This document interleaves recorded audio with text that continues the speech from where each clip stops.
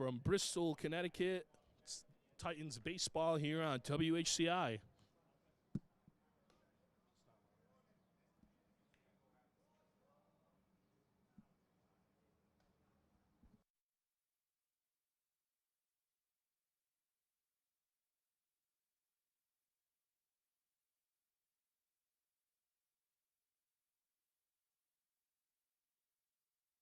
From Bristol, Connecticut, this is Titans baseball on WHCI.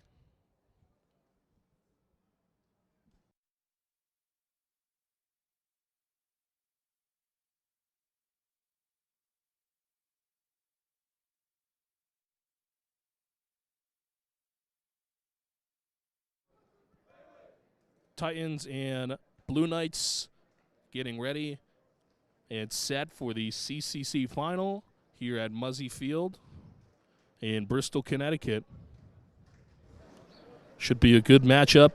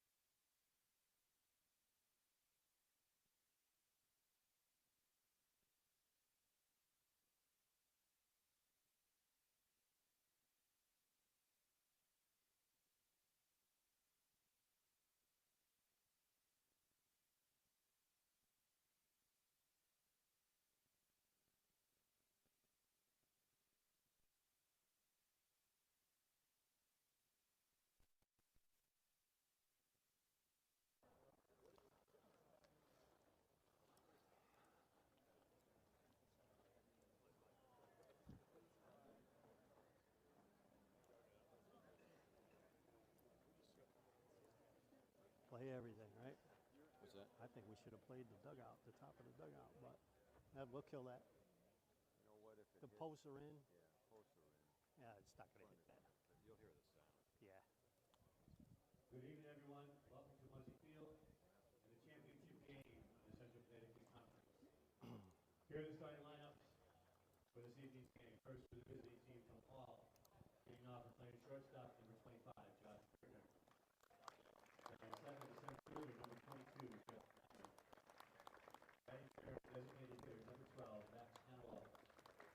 Batting fourth, playing third base, number 2, Clint O'Neill. Batting fifth, the left fielder, number 4, Tommy Hussey. Batting sixth at second base, number 21, Leo Sharkey. Batting seventh and playing first base, number 1, Matt Panarella. Batting eighth, the right fielder, number 10, Lou Sauer. Batting ninth and catching, number 3, Jamie Alerte. And pitching tonight for Hall, number 17, Grant Davidson.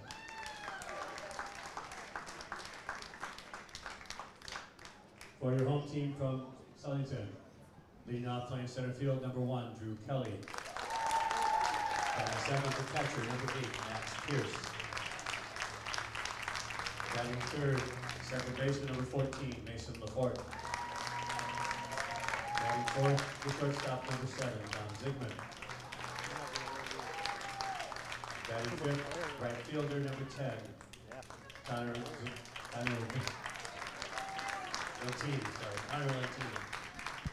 Batting sixth, the left fielder, number 11, Mitch Zielinski. Batting seventh, third baseman, number 30, Ethan Hearns. Batting eighth, playing third base, playing first base, number 36, that's Jay Sotala.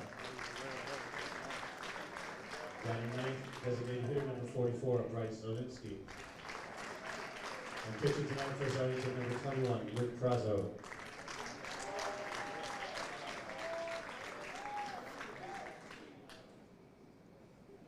Please rise as we honor America with the playing of our national anthem.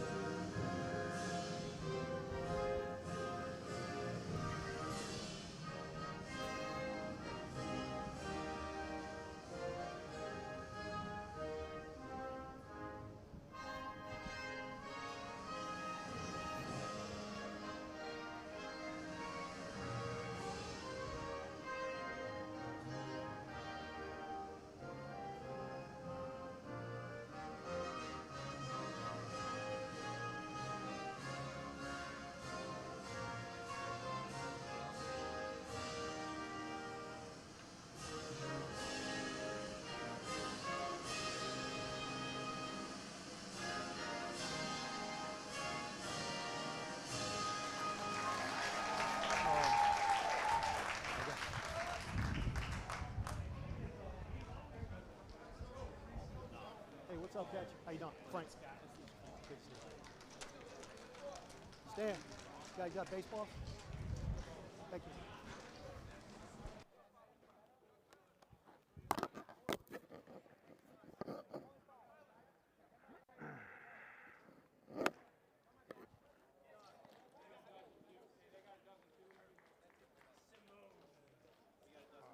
Okay.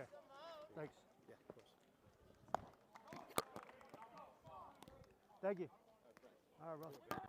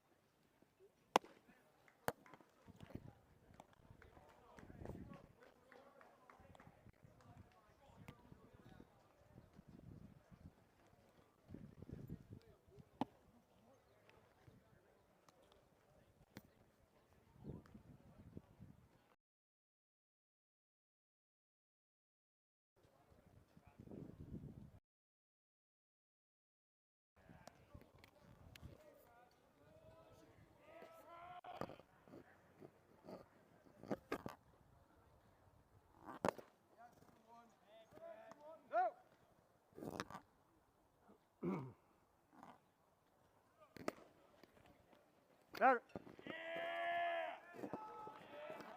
So good. Good luck.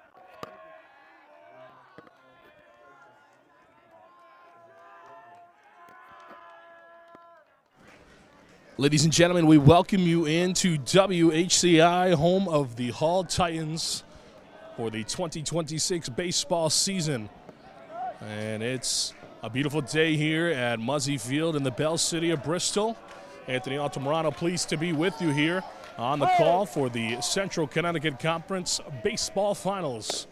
First pitch is going to be a ball. 6:06 the time of first pitch, just a couple minutes after the intended original start time. In today's ball game, Josh Gertner slaps one into center field. Center fielder is going to be there to make the play for the first out. So quickly one away as Gertner goes down with a fly out. So it should be a good one today. The number 1 seeded Southington versus the number 3 seeded Hall. And it will be Jeff Nyman, the batter now, as that one is inside, nearly gets him. He has to get out of the way. On the hill for Southington today, it'll be Luke Prazo. Ball 2. Prazo, a left-handed junior.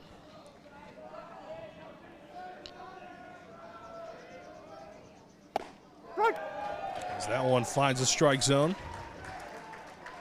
Prazo is a Division I baseball commit to the University of Connecticut, the Yukon Huskies as they're better known. As he hits Nyman swinging there. Prazo is a junior at Southington High School, one of the top arms in the state in his class as that one finds its way outside. Prazo, a southpaw, comes from an entire family of Division I athletes. His sister, currently a Division I soccer player at the University of Connecticut as well. Swing and a miss. He gets Nyman swinging there for the second out. And the Southington crowd loving that. Take a look at the rest of the batting order for Nick Sanford's Titans. It'll be Max Hanwell batting third, the designated hitter today, and then Quinn O'Neill over at third base. He'll be in the cleanup spot. Tommy Hussey will be batting fifth, playing left. Batting sixth for the Titans will be Kyle Sharkey, who plays second today. Matt Panarella, the senior first baseman, will be batting seventh, followed by Lou Sauer, who will be playing right field. And Jamie Alertse calls balls and strikes all season long behind the plate for Hall. So that is how their batting lineup will round out. So that one is in there for a strike. This gives us a chance to look at the defensive alignment behind Prazo. It'll be Mitch Zielinski out there in left field. In center field, as that one's fouled away, will be Drew Kelly. In right field today, Connor Lentini.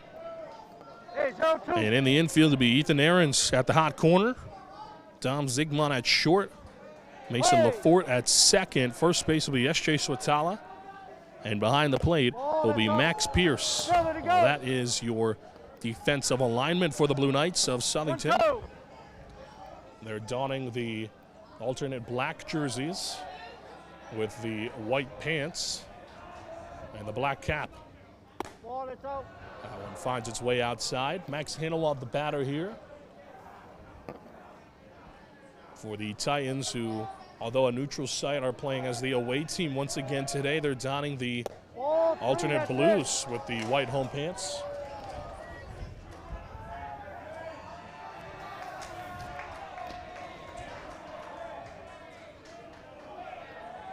And Prazo, the pitch. That one is upstairs, ball four. So the first batter of the game for the Titans is Max Hanwell. Finds his way on via the walk.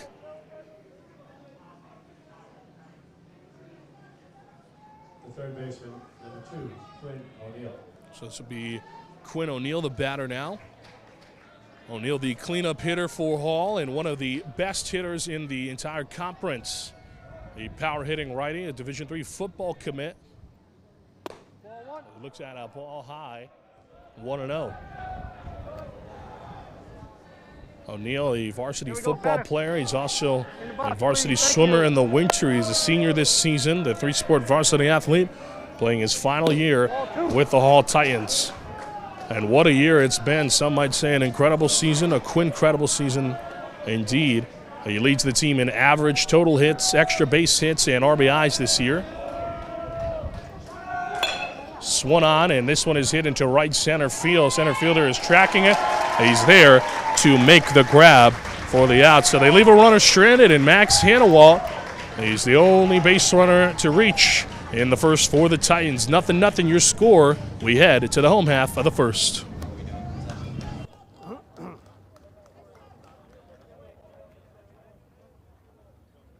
Hey, what's up, Catch? What's up, bud? Frank. Frank? James. James, nice to meet you. Thank you. Thanks, Coach.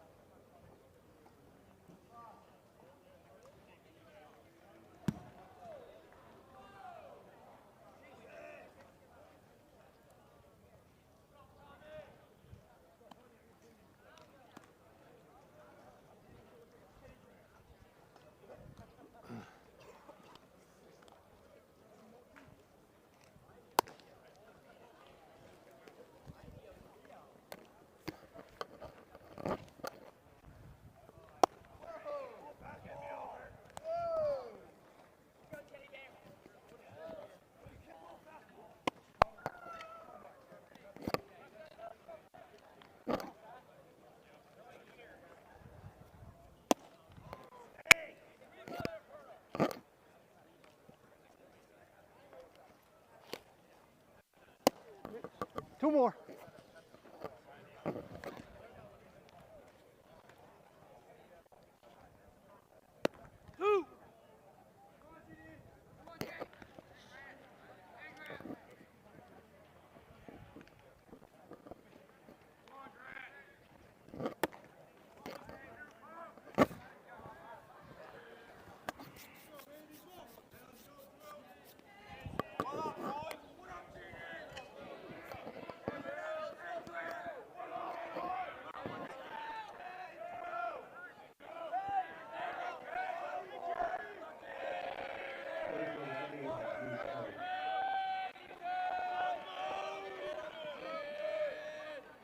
Back here on WHCI as Drew Kelly steps in.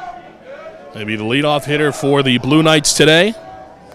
Grant Davidson, the senior righty on the hill for this CCC final. He's one of the best pitchers that the Titans have in their rotation. Sort of a 1-2 punch with him and Max Hanawalt. He finds this one just outside.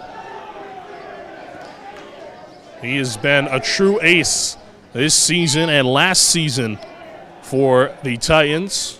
He's a senior, committed to Division III Curry College, as he will throw that one a little bit outside. He'll be playing Curry College baseball next spring with fellow West Hartford player in Wyatt Daigle. Well, both of them will be donning the Curry College name across their chest. Daigle, of course, a senior this season for Conard, so a little bit of a crosstown rivalry between them throughout this season, but they have played baseball together during the post-96 summer ball season in West Hartford. Hey! Davidson, the power throwing righty. He's a big ground ball pitcher. Hey! He gets a lot of strikeouts, too. He's a guy who attacks that strike zone with ease. It's a 3-2 count here. It's payoff time. The payoff pitch. Inside. Did it get him? It didn't matter, though, as he will make his way to first. So they base runner early for the Blue Knights. I did get him. Max Pierce will step in, the two-hole hitter and catcher for the Southington Blue Knights.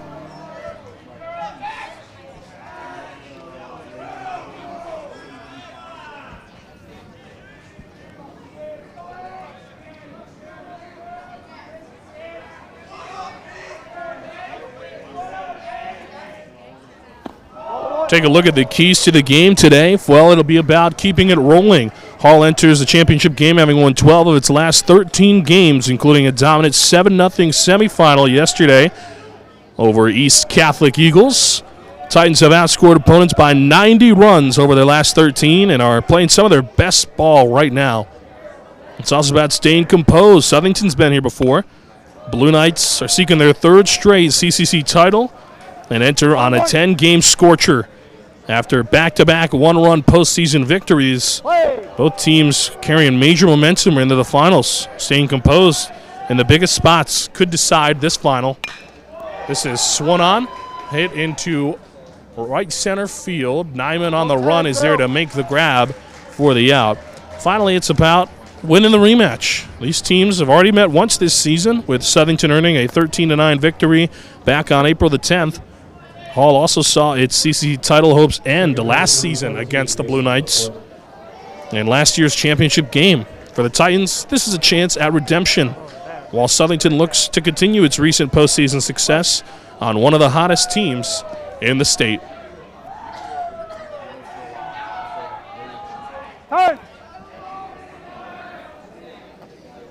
And those are your keys to the game.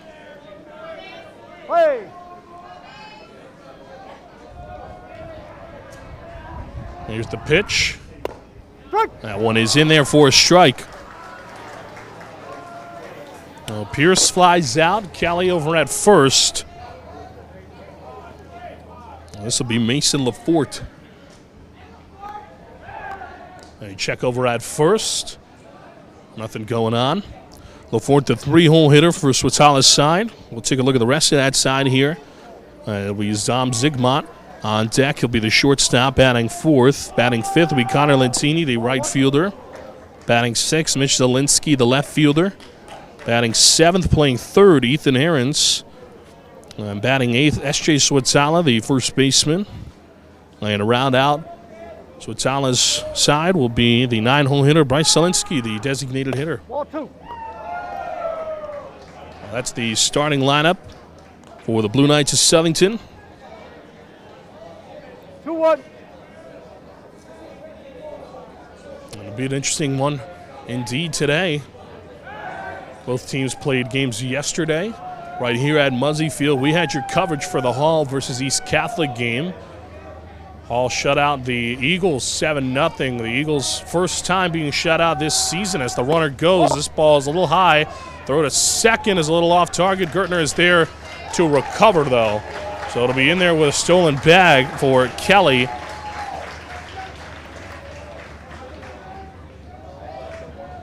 And it will be a ball in the count. So Southington playing aggressive. They know what kind of talent they're up against here. It takes a really strong team to beat East Catholic the way they did yesterday. And Southington was able to watch a little bit of it when they arrived at the field yesterday. Well, they had their own fun, of course, against Glastonbury, one of the best teams in the state, currently ranked number 5, right behind Southington, who's the number 4 ranked team in the state per Connecticut Insider. A swing and a miss there from Lafort.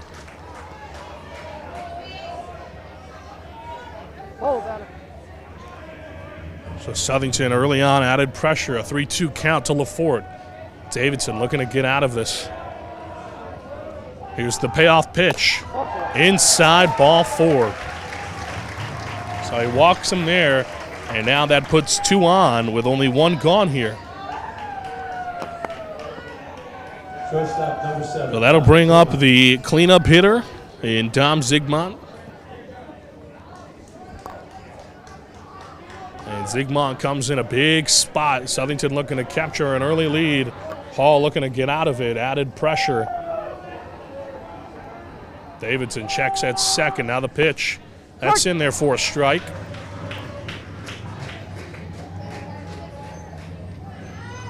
This Titans defense among the best in the conference. Potentially one of the best in the states. As that one is swung on and missed.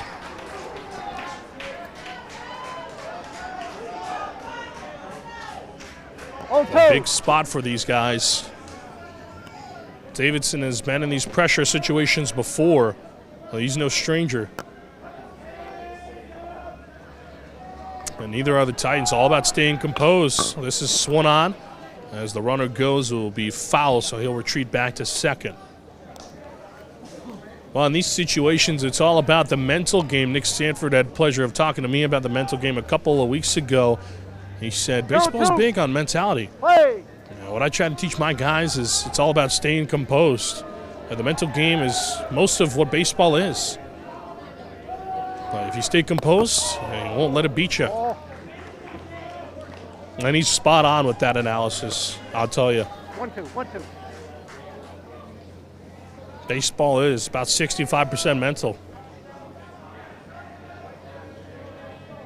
Well, if you can stay composed and block out the noise, well, more often than not, you will do just fine.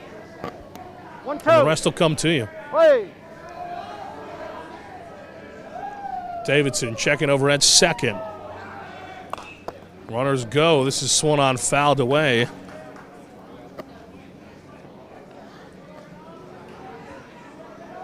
This is a rematch of last year's CCC final. And Southington became victorious in that one. 1-2. Captured back-to-back CCC titles after the CCC switched the format a couple years back to make it the entire CCC plays each other. 1-2. Southington looking for its third straight. The pitch. This is swung on, fouled away. So Southington staying alive. That actually hits the roof over here at Muzzy Field, one of the most historic ballparks in the state of Connecticut. Opened quite some time ago.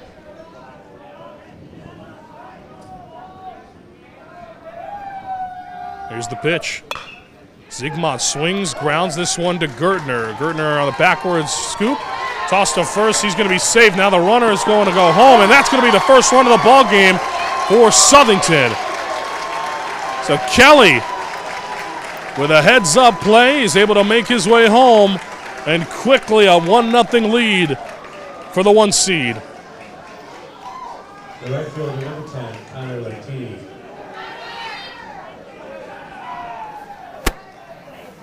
So that'll bring up Connor Lentini. Already one across. And runners on the corners with only one gone.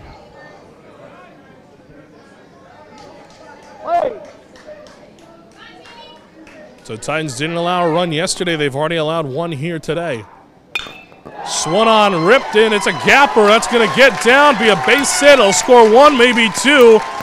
That's going to score one. They'll put up the stop sign over at third, and it's an RBI double for Connor Lentini.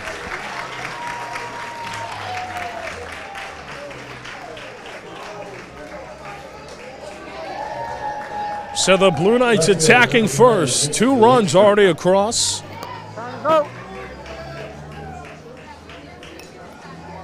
And we're going to have a visit on the hill. They are not taking any chances this game. This is a game that they know is very winnable.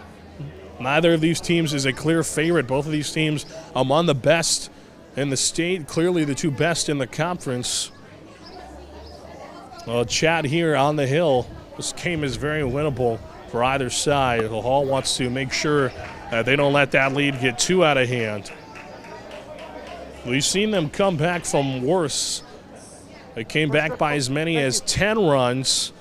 A couple games ago in the Mayor's Cup, they trailed by 10, and they came all the way back to defeat the Red Wolves 14-11. So they've done it before. The comeback kings are in session.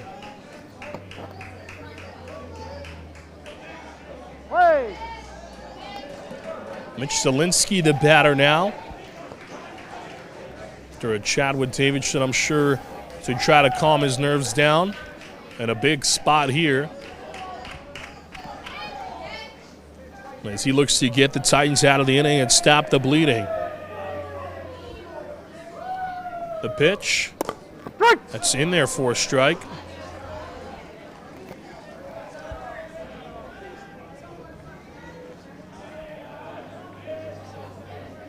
Yesterday was a very good ball game for these Titans. A swing there. Zelensky 0-2 now quickly.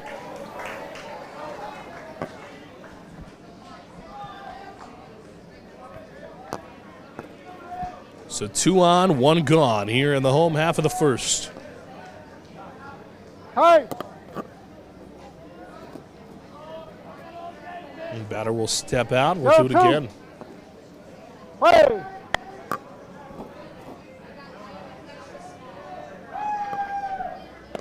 That one finds its way outside. 1-2 count now.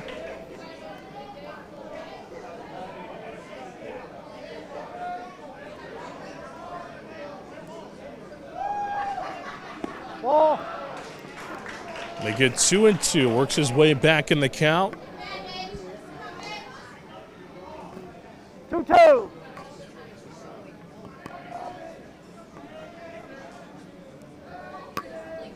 Davidson gets set. Now the pitch. Ball 3. One finds its way outside now. 3-2 count.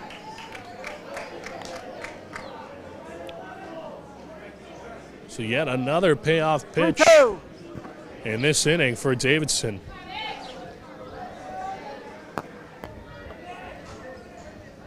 Payoff pitch. Ball 4. Tried to get him with a high heater, and he couldn't bite him. Time is out. Bases are loaded now for the Blue Knights. As here comes Nick Sanford for a visit on the hill.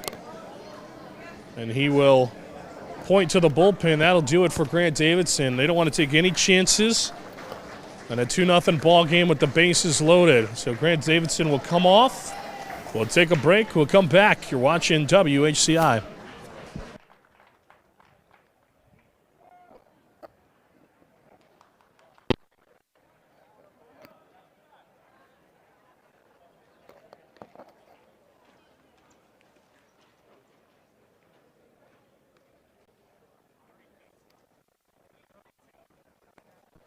$32? 32 for 17, gotcha.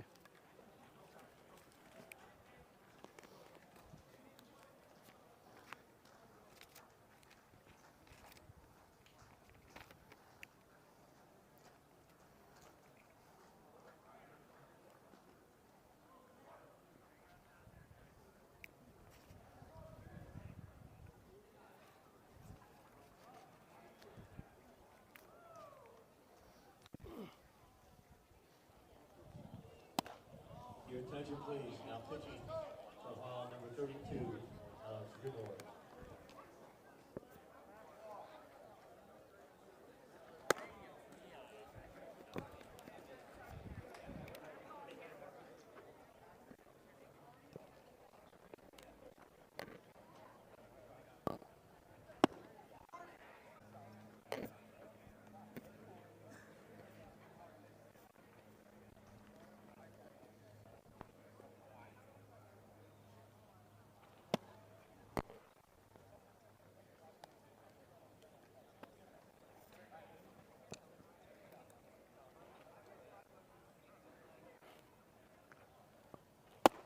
Two more, fellas. Positions, 2 more.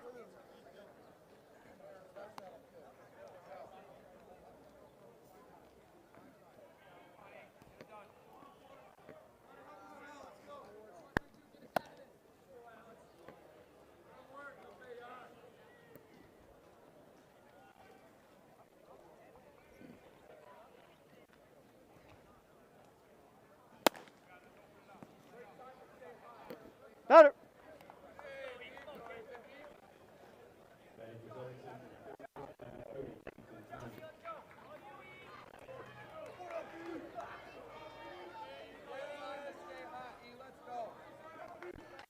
Play.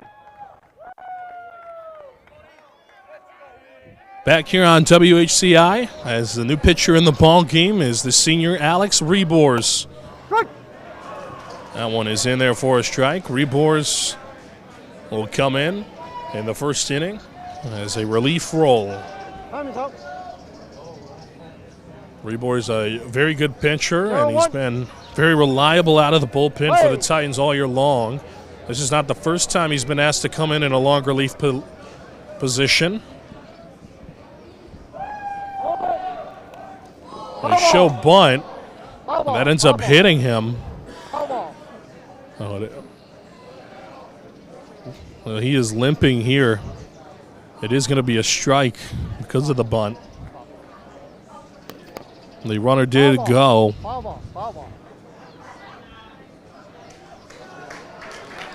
He looks going to be okay.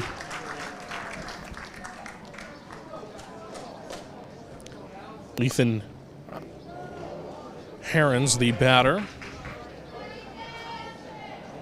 Good. And he comes in, the first player to face Rebor's this ball game. It's an 0-2 count with one away. Or excuse me, one gone, bases loaded, 0-1 count.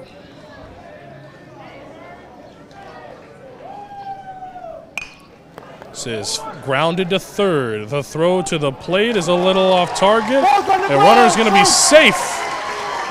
So everyone's going to be safe on the fielder's choice.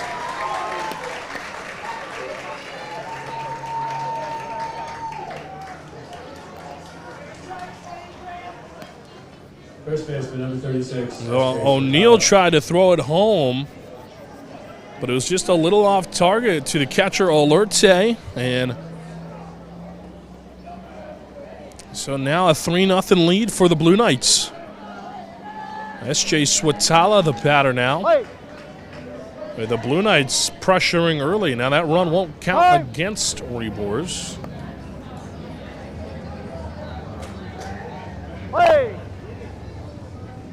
It'll be unearned.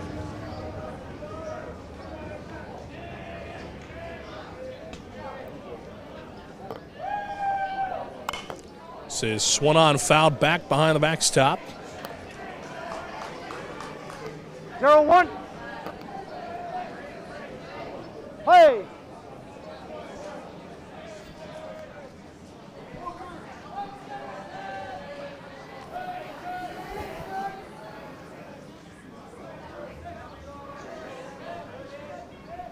The pitch. Ball. That one inside nearly gets him. He has to back out of the way.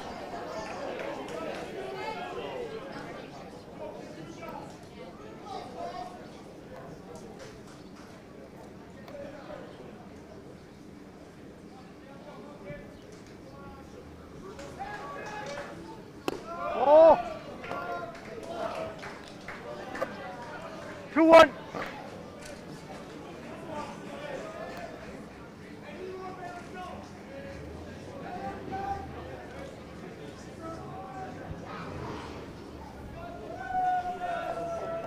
The pitch. 2. It's in there for a strike.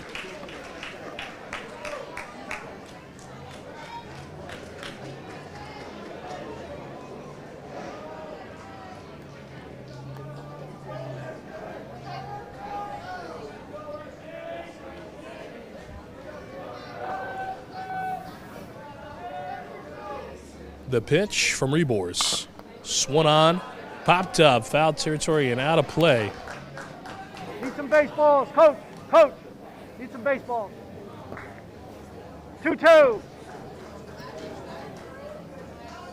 Play.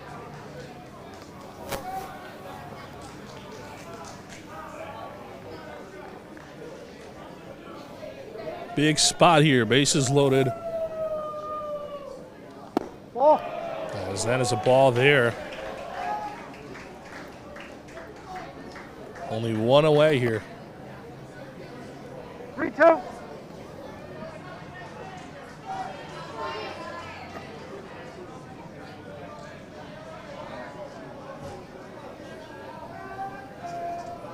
Time. Full count. As Rebor's will step off, we'll do it again. 3-2. Play.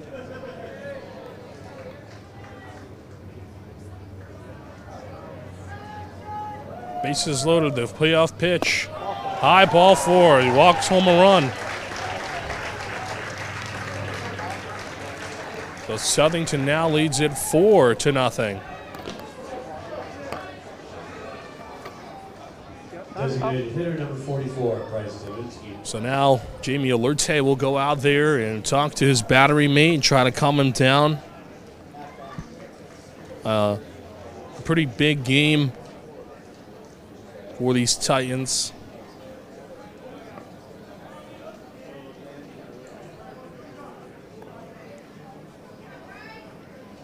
Hey!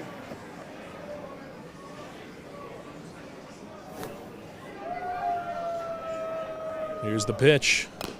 Fouled back. Oh. Need some baseballs, fellas. Need some baseballs. Thank you.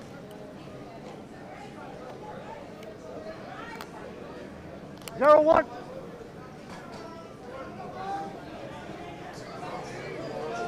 Play.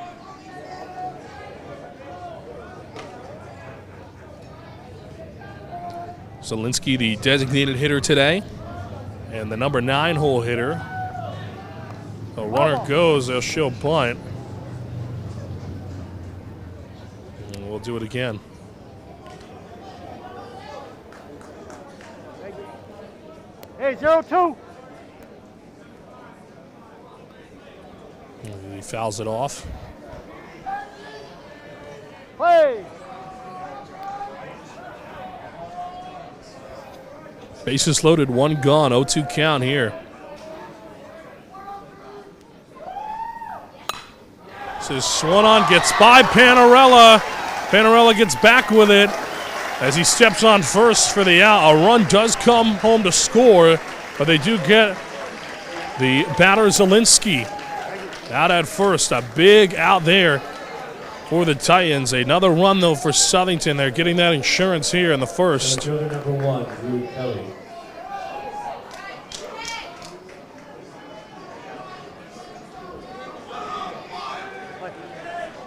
So second and third now with 2 gone. Drew Kelly, the center fielder, will step in for the second time today as they've batted around. He swings and hits this one into right field. That's going to get down. That's going to score a couple runs. They're going to send everybody home, and he's going to come into third. The tag is in time. So he tries to stretch a double into a triple, and he's called out, but not before all 3 runs come in to score as they take a big lead here. 7-0 after 1. Titans will get a chance to come back starting next half inning. You're watching WHCI.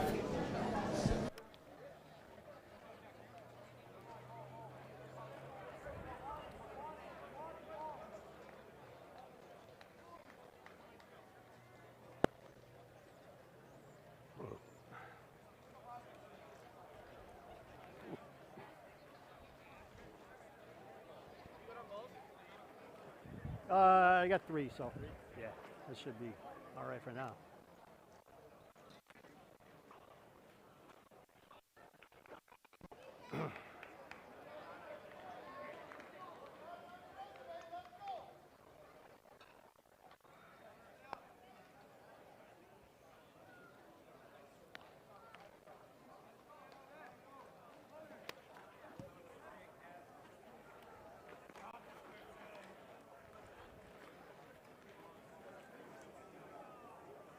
Thank you.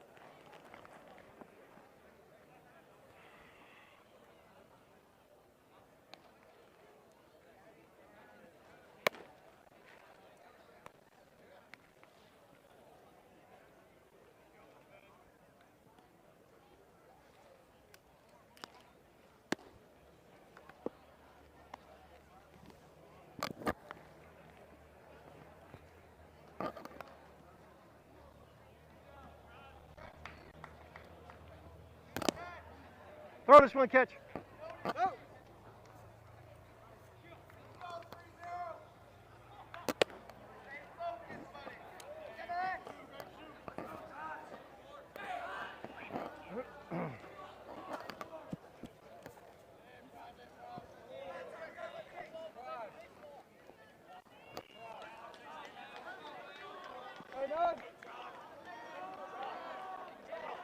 Play. Back here on WHCI for the start of the second inning, as that one's in there for a strike.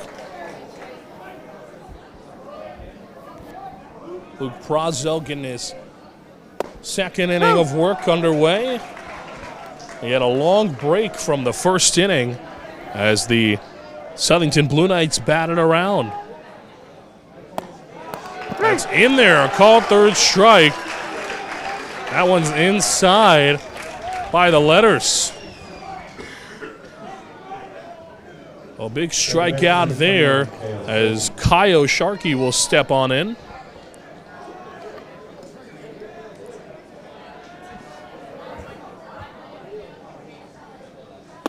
That's upstairs for a ball, 1-0. Sharkey, a big speed threat. So if he can manage to get on base, don't be surprised to see the Sharkster try to swipe a bag or two. Sharkey, one of those guys who can stretch a routine single into a double with ease. Thought about swinging there. That one a little up and out for a ball. 2-1. Prazo the pitch. Sharkey fouls this one away. Southington commanded for 7 runs in that first inning. Like I said, the Titans have come back from bigger deficits. It wouldn't be too much of a stretch to say they could come back and win this one. This is grounded softly to short. The shortstop grabs it. Throw to first is in time, but I don't know. I'm not sure about that call. I think Sharkey, from my angle, looked like he beat him by a half step. They'll call him out. But he'll take a slow walk back to the dugout. As Matt Panarella, the first baseman, will step in. Panarella, a senior at Hall. As that one is inside. That sun going away here in Bristol. 1-1. Panarella's been on a bit of a hot streak as of late on offense. A couple of multi-hit games in his past couple. Some RBIs to go with it. He's been the starting first baseman all season long and last season as well for Nick Sanford's squad as he takes a big swing and miss there. Panarella taking his first cuts of the ball game today. He asks for time. Prazo, a very strong lefty pitcher. Some might say maybe the best pitcher in their bullpen. Swings and misses there. So the UConn commit gets him out. 1-2-3. Go the Titans. 7-0. The Blue Knights lead it. You're watching WHCI. I mean, they can scream when you start saying, take the bat off the shoulders. I mean, I'd like to see them guys try to hit this kid, man. He's nasty, man. And he throws hard, he throws strikes. It's crazy how bad it's gotten. When I played 20 years ago, it's... Oh, I know. 18 for 32. Okay.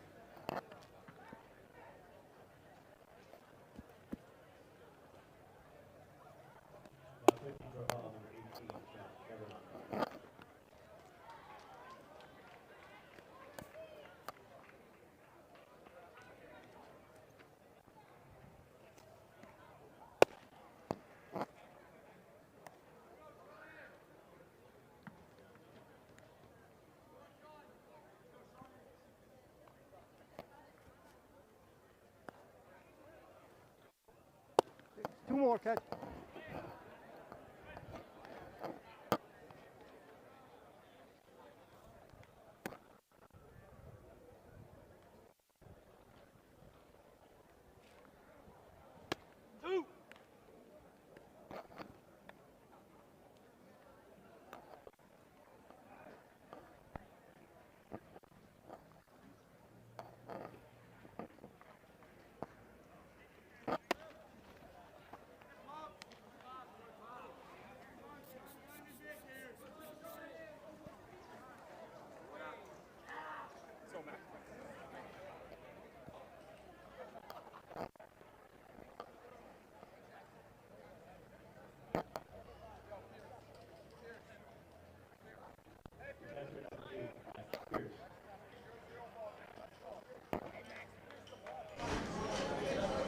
Back here on WHCI as we get set for the home half of the second. The Titans trail the Blue Knights 7-0 here early on. We have a new pitcher in the ball game as well. It is Sean Kavanaugh.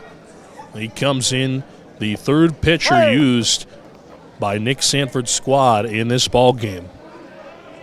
First to face him will be Max Pierce, the catcher.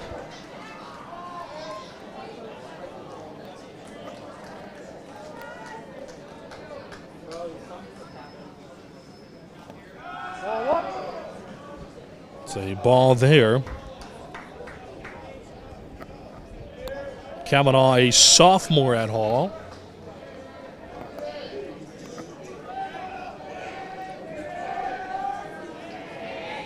Comes in and relieves Alex Rebors. Set a ball there.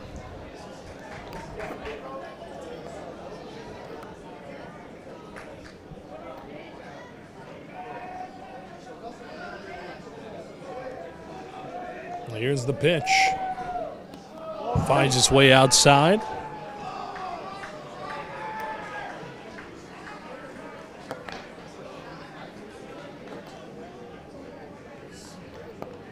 Pierce 0 for 1 today.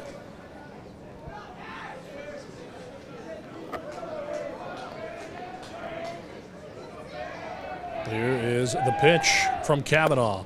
That one finds the strike zone there. Titans looking to quickly get out of this one and get back on the offensive end. They trail the Blue Knights by 7 here, but a walk drawn from Pierce will put him on. And so to lead off this half inning, we'll have a runner on first. That'll bring up Mason LaForte. Now he comes in. He had walked his last time.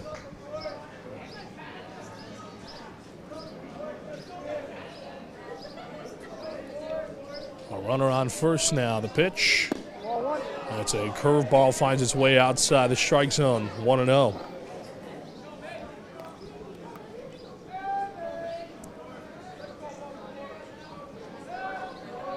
Kavanaugh gets set. Now the pitch. A four-seamer right outside. 2-0.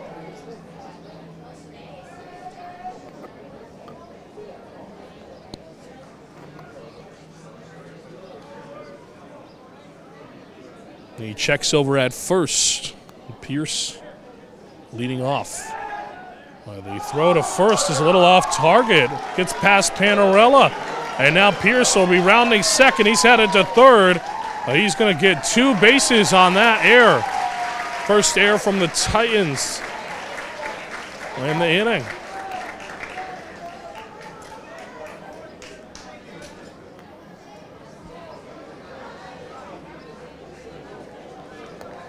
So he goes from first to third, uses his speed to his advantage, and now 90 feet away is yet another run.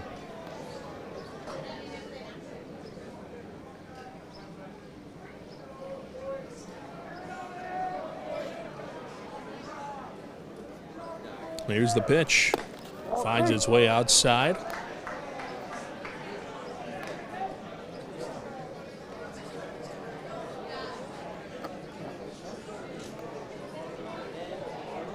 So Southington adding the pressure early on.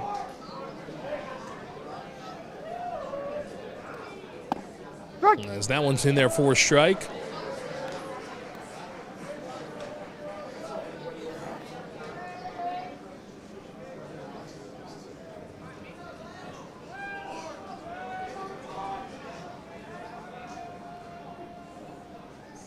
Swing and a miss.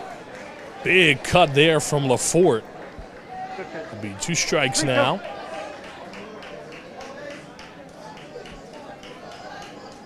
So a full count. The payoff pitch.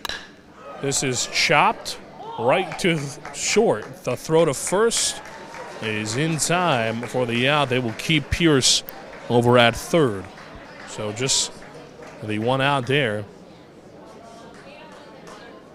And a good move by Switzala keeping Pierce at third. No reason to take a chance in a game where they're leading by 7. When you can get that run in later. In steps in Tom Zygmunt. He is 1 for 1 today. Ball 1. And he thought about going there, lays off. It'll be a ball.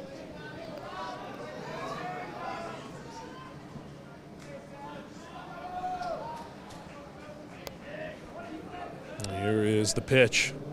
This is ripped left field. It's going to be a foul ball. Just hugs that foul side of that line, down that third base line, I should say. In left field. 1-1. Play. But he got all of that. He was just a little bit early. He pulled it foul. He's a righty hitter. So if he can just lay off that a little bit, he might find that to be an extra base hit. That one up and in by the ears for a ball.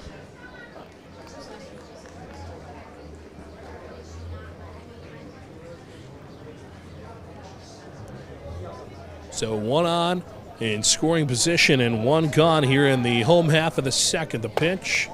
He's in there for a strike. 2-2 now.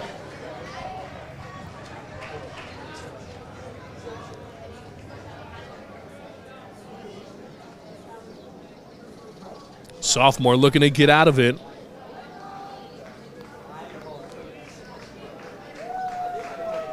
The pitch. Swing and a miss. So he gets him there. We get a big out there from Kavanaugh.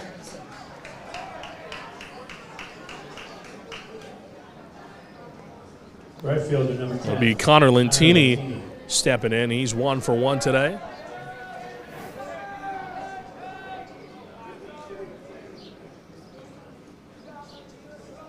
He comes in with 2 outs and a runner on third. That one finds its way outside. 1-0. Lentini, a righty hitter and a righty-heavy lineup for Southington.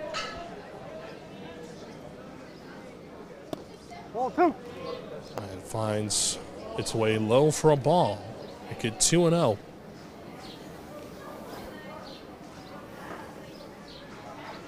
A pretty good crowd today here in Bristol. They can seat 4,900, so if you're in the area, come on out. We're about half full at Muzzy. That one is a little upstairs. Make it 3-0. Swatah doesn't strike me as a guy who allows his players to swing on the 3-0. We'll see if he's got the green light here. Most coaches will go for no. That one's in there for a strike, so there's our answer. 3-1. Well, no green light. It'll be a 3-1 count. 3-1. You know, that's pretty normal. Not a lot of coaches at any of the lower levels encourage players to really swing at a 3-0 count, as this is now a 3-2 count. The sophomore Sean Kavanaugh finding his way back into it. Kavanaugh trying to get out of the inning. And he's just 1 strike away from getting out of it. The pitch. That's high, ball 4. So the payoff pitch finds its way just above the zone. And now 2 runners are on with 2 gone. Left fielder number 11, Mitch Zielinski. So that'll bring up Mitch Zielinski. He's 0 for 0 today after the walk, his last time up.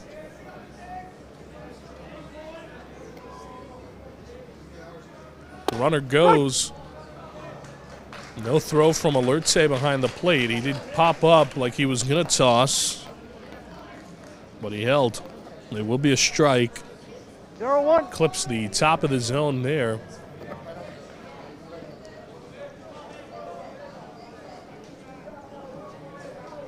Kavanaugh sets. Checks over at second. And we will do it all over again. The umpire says, hold on, wait a minute. Hey! And now back to baseball. 2 on, 2 out. Here in the bottom of the second. The pitch in there for a strike. He did not like that call at all. Zielinski not thrilled with that one. It looked from my angle like it ended up hitting the lower half of the zone by the knees.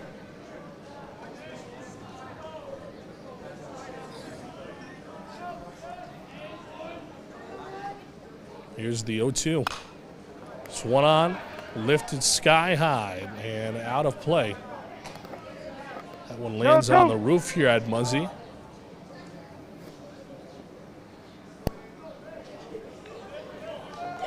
Muzzy Field, of course, home to the Bristol Blues since 2015, the collegiate summer baseball squad, but a former home of the AA Bristol Red Sox way back when. As that one finds its way a little high. Bristol Red Sox, well, that was way back when. Now they're the Portland Sea Dogs up in Portland, Maine. Portland had a chance to come down and face the AA Hartford Yardgoats a couple weeks ago at Duncan Park. That was a fun one. That one up and in by the ears. Portland, of course, still the AA of the Red Sox. Just changed its name a couple times. 2-2. Red Sox also way back when used to call New Britain the home of their AA squad, the New Britain Rock Cats. Swing and a miss there. Will be a strikeout, so he is not happy with it, but nevertheless, Zielinski goes down. Kavanaugh gets out of it without allowing the run. Good performance from the sophomore here. 7-0. The Blue Knights lead it.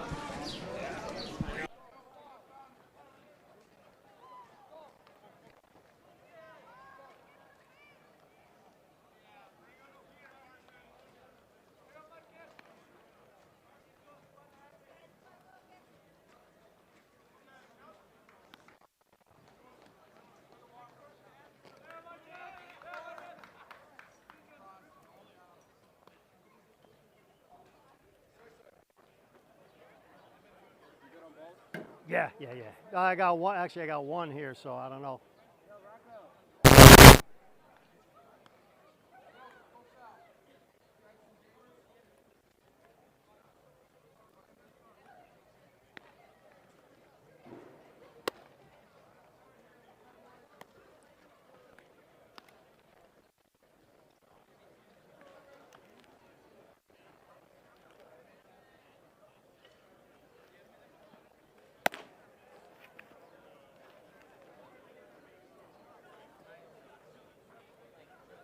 Thank you.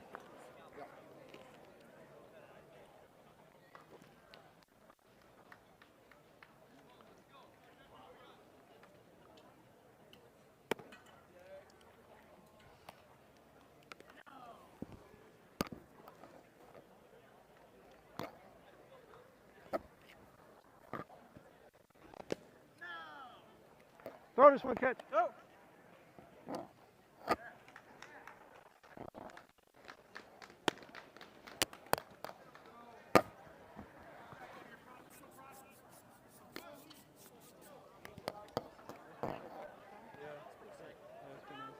Right fielder number 10, Lou Sauer.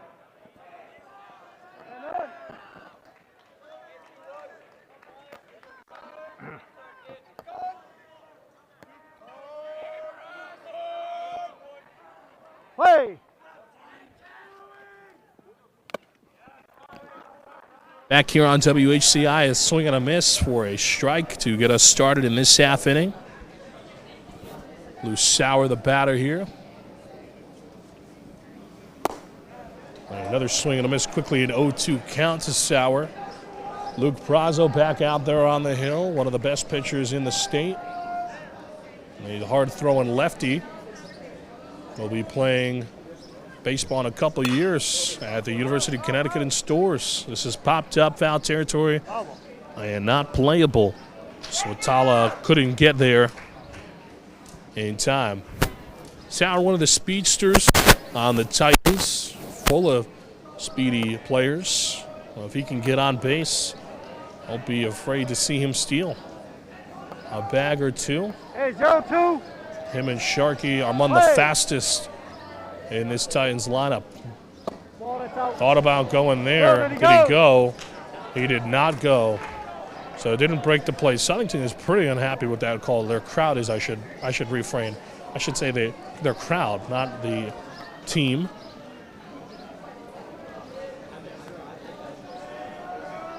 Time. As the umpire will say, hold on, wait a minute, and we'll do it again. 1-2.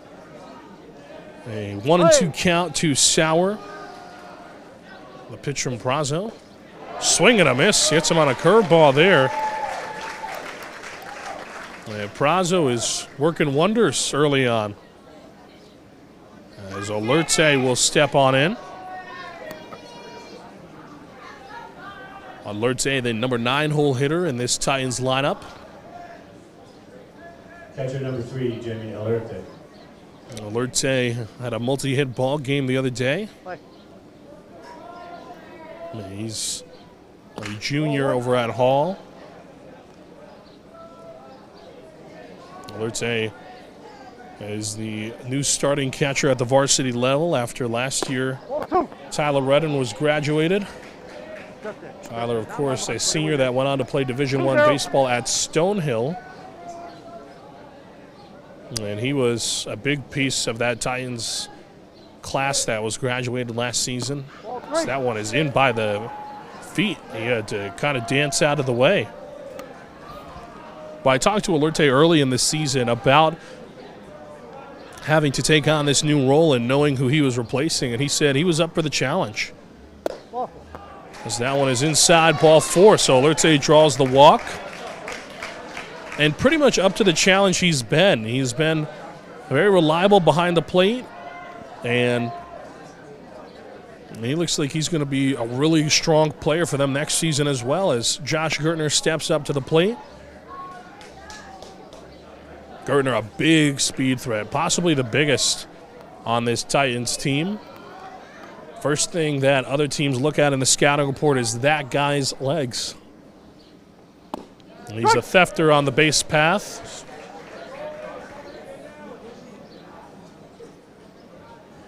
And he's been the leadoff hitter this season for the Titans. Missed a couple of games last week, but he's back in the lineup now.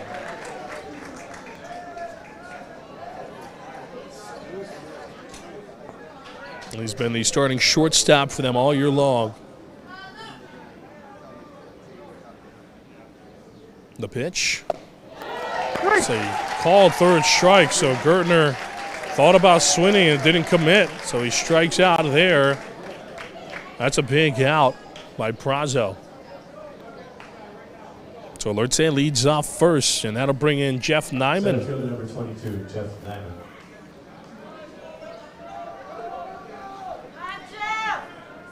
Nyman, a center fielder over at Hall. He's a junior among many juniors.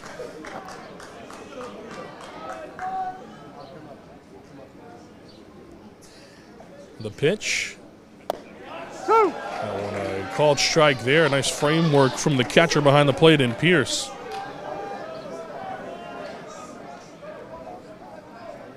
Nyman, a lefty.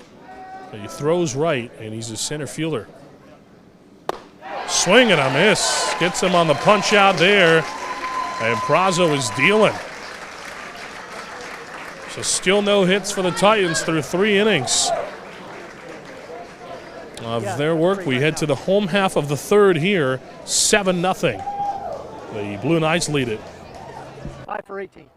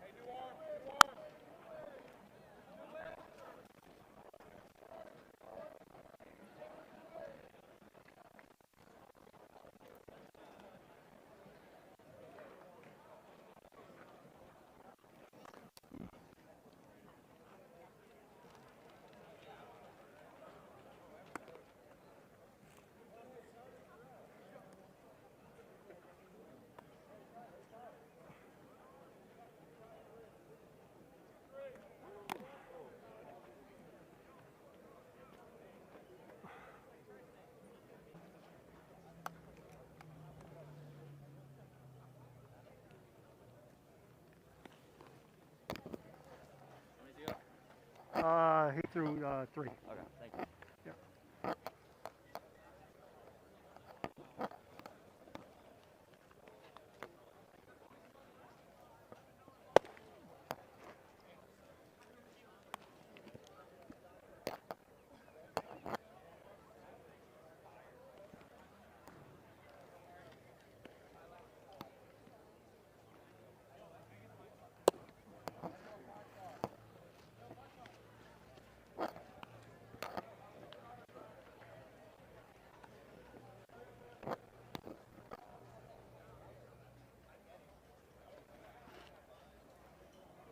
Six, 2 more.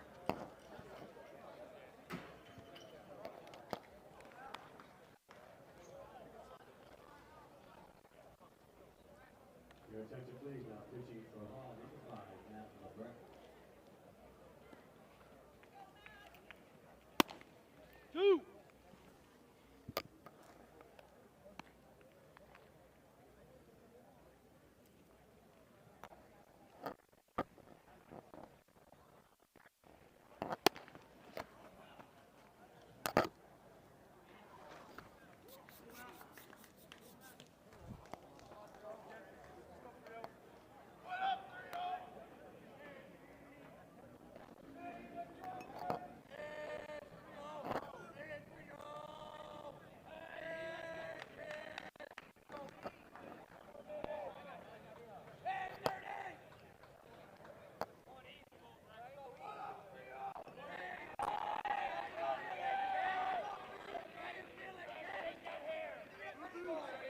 Well, back here on WHCI, as we do have a new pitcher in the ball game, it's the senior Matt LeBrecq. He comes in, and he'll be asked to contain this deficit as the Titans look to get back into it. The hard-throwing righty will get first pitch swung on and allow a hit immediately to Ethan Herons, who's first pitch swinging.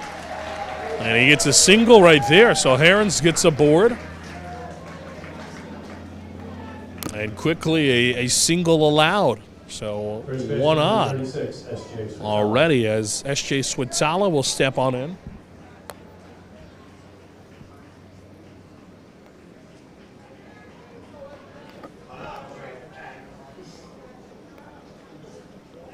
So runner at first, the pitch from LeBrecq.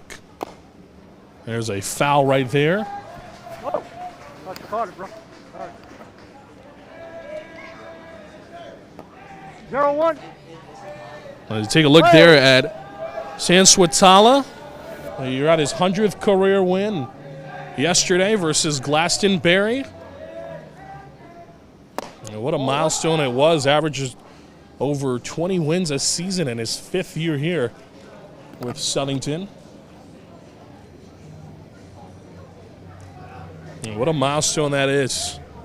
And pretty remarkable to reach it just this fast. He has helped this Southington's program stay among the best and most competitive in the CCC as he and the Blue Knights look for their 3rd straight CCC title today.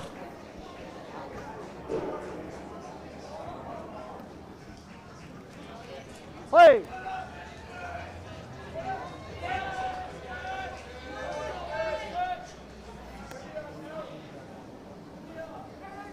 So 1-2 the pitch. The runner goes.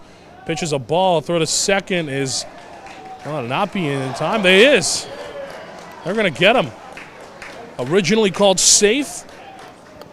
But it looks like he might have not had his hand on the bat all the way. I'm not sure what happened. The umpire called him safe and then off. So that'll be the first out. 2-2. The Herons gets caught stealing. It's a 2-2 count to Switzala now.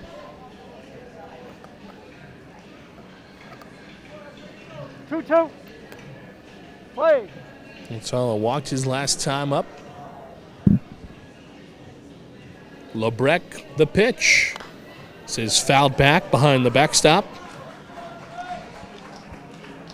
So Switzala's staying alive. Lebrec, a senior who plays the outfield as well. And he bats left and he throws right. He's got a 3-pitch repertoire. As he swings, finds a swing and miss in the dirt. The throw from Alerce will get the runner out. So Switzala goes down with the strikeout.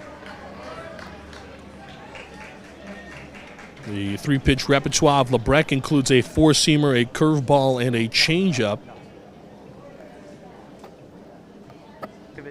Or I should say a 2-seamer, a 4-seamer, 2-seamer, and a changeup. Designated hitter number 44, Bryce Zielinski.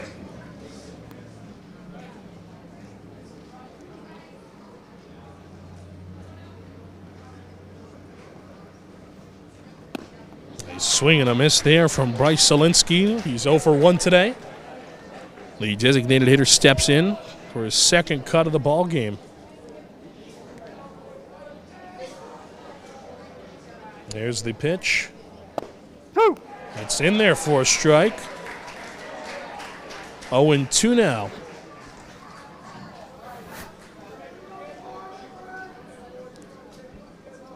Here is the 0-2. This is swung on and popped up. O'Neill in foul territory is there to make the grab for the out. So they get the man caught at second and then get 2 straight. Lebrec gets out of it. 7-0. Southington leads it. We've played 3. We head to the 4th.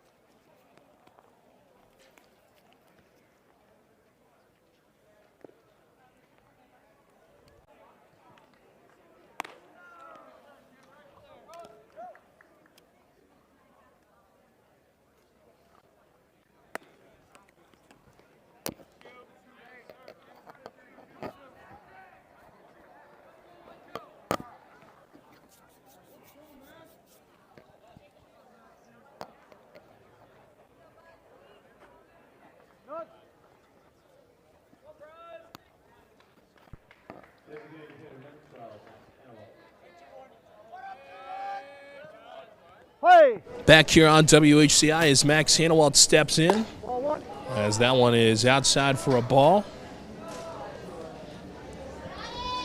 Luke Prazo backed out there on the hill for the Blue Knights. The pitch is in there for a strike.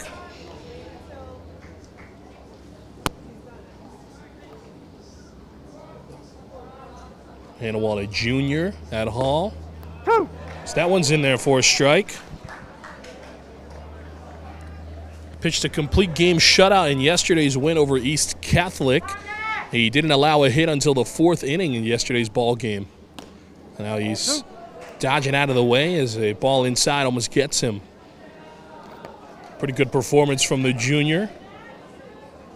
And one of the best pitchers on this Titans team. He pitched 100 pitches yesterday, so he will enjoy this long break from pitching. He swings and grounds this one to second. Scooped up, the toss to first is in time for the out. So quickly get an out there. And Max Hanawalt.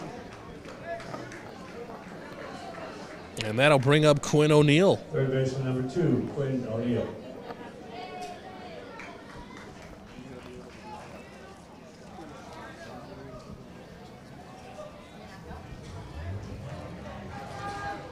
The pitch is in there for a strike. Quinn O'Neill, one of the best hitters in the CCC, so if the Titans want to get back into it, it will start with his bat as he hits a gapper into left field. That's going to be a base hit for Quinn O'Neill. That's a good piece of hitting on a guy who's had a pretty good season. A batting average over 400. No surprise there. This could be the start of something special for the Titans. Tommy Hussey also having a pretty good couple weeks. He had 6 RBIs in the game against Conard last week. He took home the Mayor's Cup MVP award that day. He also had a home run in his last game at home. Yesterday, of course, was a neutral site game. He swings and hits this one pretty well. Left field and deep. Oh, it's foul. So, wow. That was a real close one there from Hussey. We told you he can hit power. He had a home run last week to go along with 6 RBIs. So if there's a guy who could do it in this ballpark, a former AA ballpark, it's this kid. A curveball there, looks at a strike. Hussey, a senior this season. He played varsity football in the fall with Quinn O'Neill and Matt Lebrecht, couple of teammates for the Titans. Now plays spring baseball. He was a starter last season as a junior as well under Nick Sanford. The pitch, runner goes, checks his swing. It's going to be a strikeout regardless. The toss to second, and the shortstop loses it a bit. So O'Neill able to swipe a bag there. And now steps in is Kyle Sharkey. Well, Sharkey a speed threat indeed. Don't be surprised to see maybe a drag bunt here as they shift the infield back. As that one finds its way outside a ball. Sharkey a good speed contact dual threat. He's a good contact hitter, able to find the gap quite a bit in the outfield.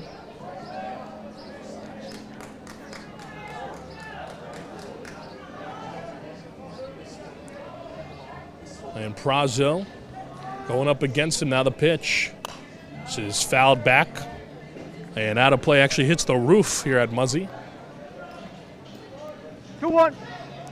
Sharkey, a right-handed hitter.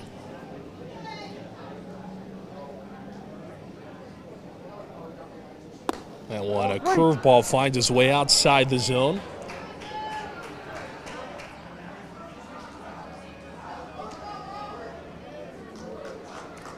Sharkey looking to bring home O'Neill with a couple of outs on the board. That one is inside.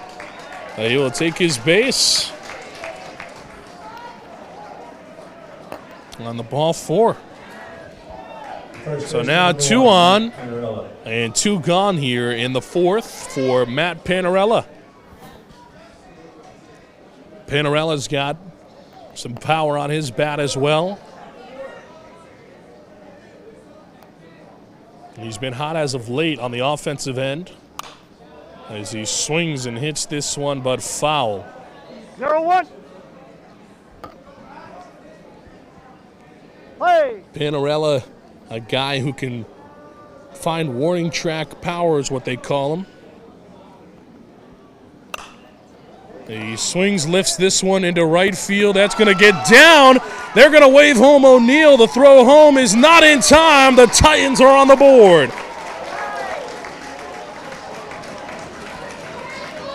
Oh, Matt Panarella finds himself an RBI single. Time is out. And this could be the awakening of the Titans unfolding before us here, as we will have a visit on the hill as they're going to give a chat to Prajo in a big spot. They know that this team is a comeback king, so to speak. They've come back from bigger deficits, and once they get hot, they do not stop. So this is a chat to kind of make sure that pitcher keeps his cool and doesn't lose what he's got brewing here at Muzzy. Yes, sir. On the other side of things, like I said before, those bats, they get hot. Boy, it is hard to cool them down. So this might be eye-opening for the Titans as they look to get back in it. Lou Sauer now at the plate. Another speed and contact guy. Sauer's a big guy when it comes to liners. He's a guy who finds liners to find their way out into the outfield. He's a big ground ball up the middle guy, too. Looks at a strike right down Main Street for the first strike of the AB. Runners on the corners here with 2 gone. Kyle Sharkey at third, Panarella at first. Thought about going there. He lays off. It'll be a ball. They check with the second umpire for an appeal. And no, he did not go. So will be a ball, 1-1.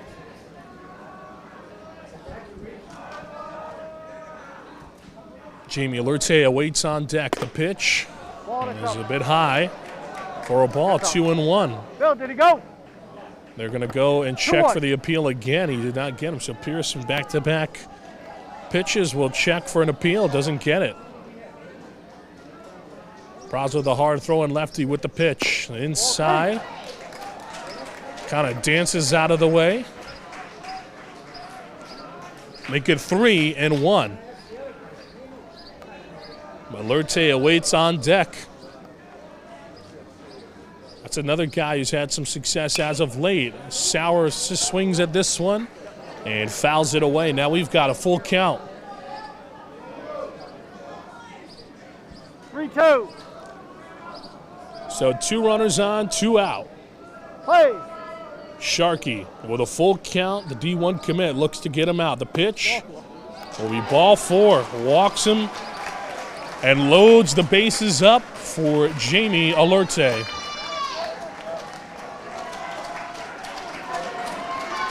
The 9-hole hitter.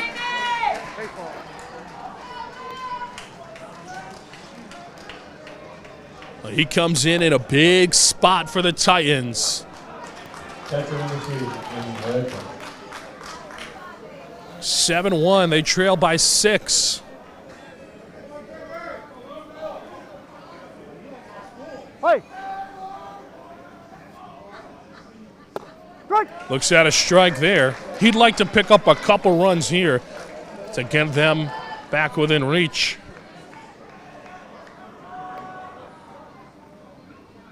Oh, that one inside, it hits him. So he will get hit by the pitch, and that brings in a run. And that also brings up the leadoff hitter in Josh Gertner.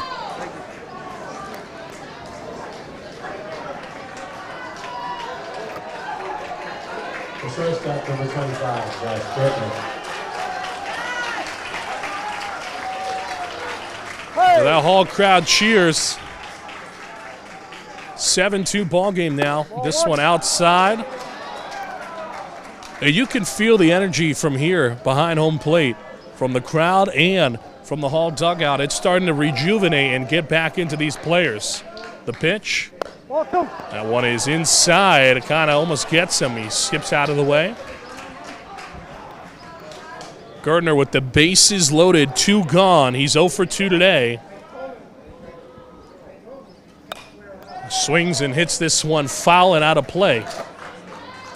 That one lands over on Muzzy Street.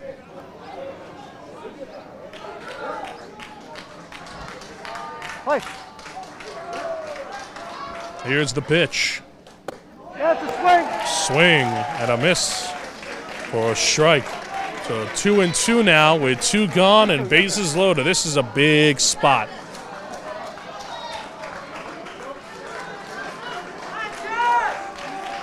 The 2-2 upstairs. Make it 3-2 now.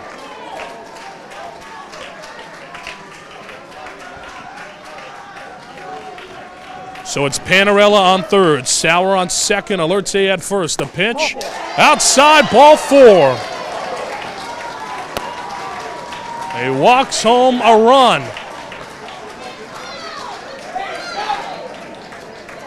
And now in steps in Jeff Nyman. So Nick Sanford will talk to him and give him a little pep talk here and a huge spot for the Titans. These guys no stranger to big innings. They've already put up 3.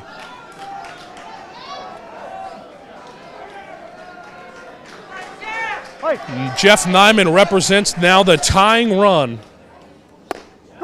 That's a curveball in there for a strike.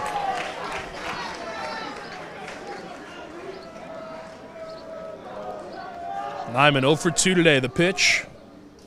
This finds a strike zone now, 0-2.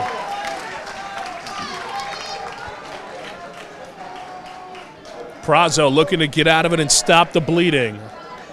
0-2 count with 2 outs, bases loaded. The pitch in there, called third strike. Gets him with the curveball, and Prazo gets out of it. That's a huge strikeout from the UConn commit. The Titans put 3 on the board, 7-3 your score. What's that? No, they weren't. Those are right there. Those good pitches. I do miss them occasionally. No, I hear you. I hear you.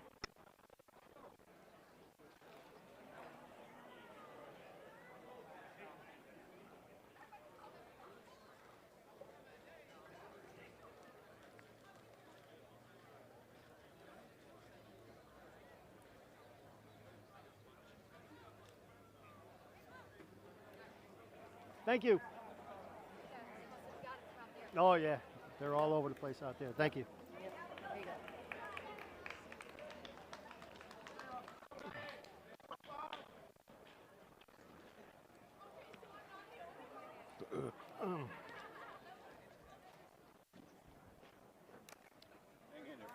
Hey. All right.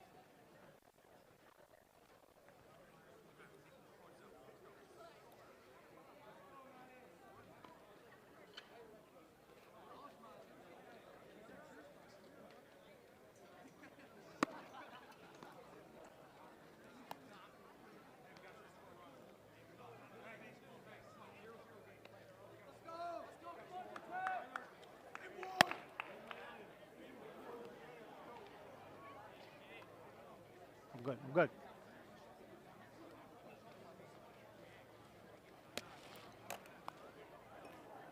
Back here on WHCI, we'll take a look at the facts of Muzzy Field. The stadium first hosted its first game on July the 8th, way back in 1914. It's over 100 years since then.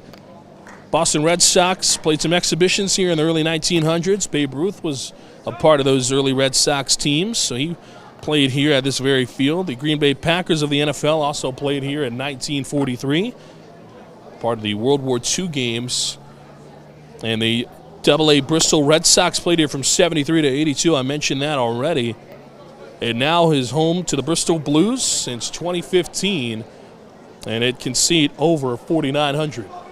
And those are some of the things about Muzzy Field here on Muzzy Street in Bristol. One of the most historic stadiums in the state and one of the most historic stadiums in the country.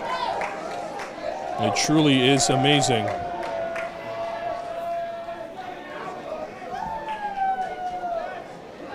now Lebrecht is back out there for another inning of work. He was able to get out of it last time. And he is now got some good faith working with him with 3 runs on the board for the Titans. That is now just a 4-run deficit for them. The Blue Knights of Southington now will try to look back, get some more runs on the board. Here's the pitch from Lebrecht. This is line foul.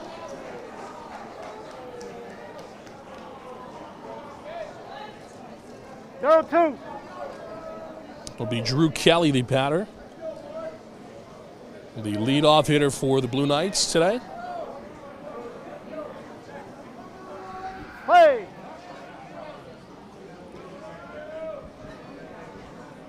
And here is Lebrecht, the pitch. This is swung, hit opposite field into left. Hussey on the run, able to make the grab for the out. Good play there from the senior Tommy Hussey. Steals what would have been extra bases from Drew Kelly. Catcher number 8, Max Pierce.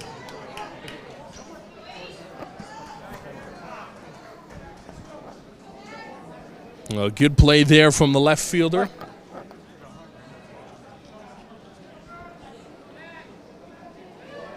Here's Lebrecht, the pitch.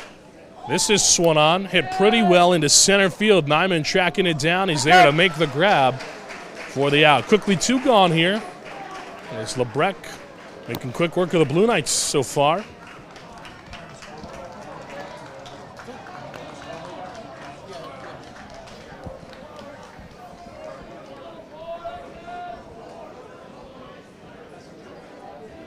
So Pierce flies out. And then steps in Max Lafort. He's 0 for 1 today. Here's Lebrecht, the pitch. Ball 1. That is going to be a ball, 1-0.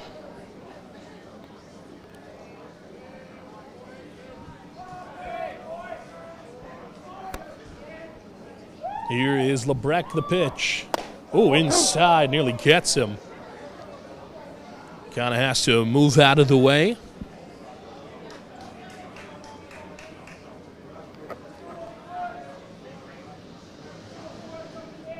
Lebrecht, the pitch. This is grounded up the middle. Gertner tries to scoop it. It finds its way into the outfield for a base knock.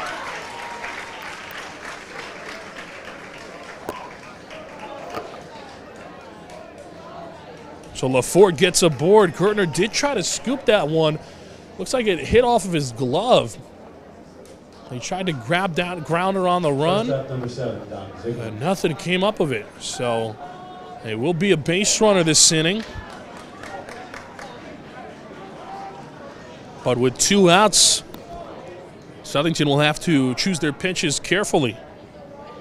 Ball 1. That one up and in for a ball. Dom Zygmunt here. He's 1 for 2 today.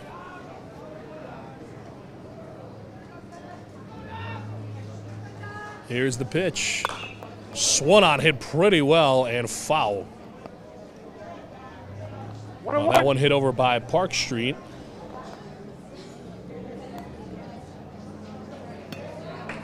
Play.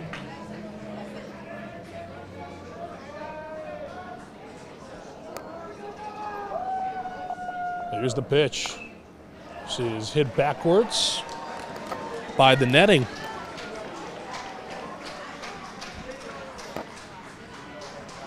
One, two. Play. 1 on, 2 outs here in the home half of the 4th. Lafort over at first. As that one is outside, 2-2.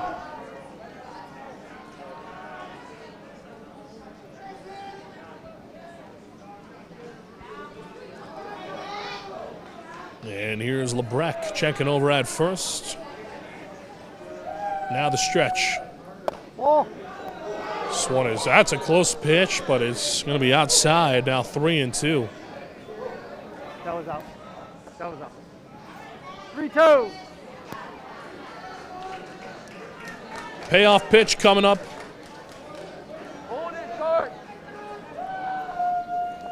The payoff pitch. Swung on and missed. He gets him. The high heater. Gets Dom Zygmunt to swing and miss, and the senior gets out of it. Thank you. The bells are ringing in the Bell City. 7-3 your score. It was in the batter spot. Yeah, it was out. Definitely out.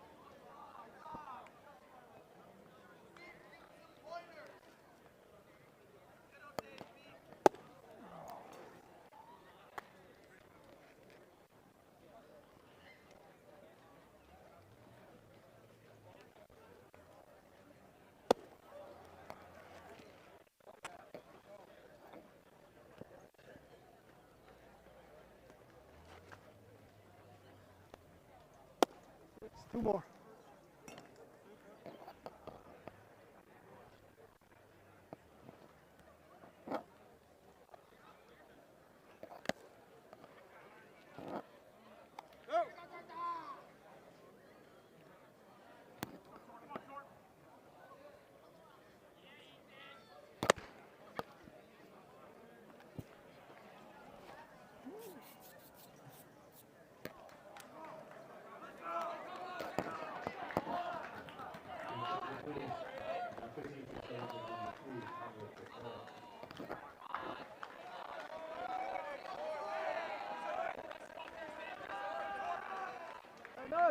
Here on WHCI, we take a look at Nick Sanford. He's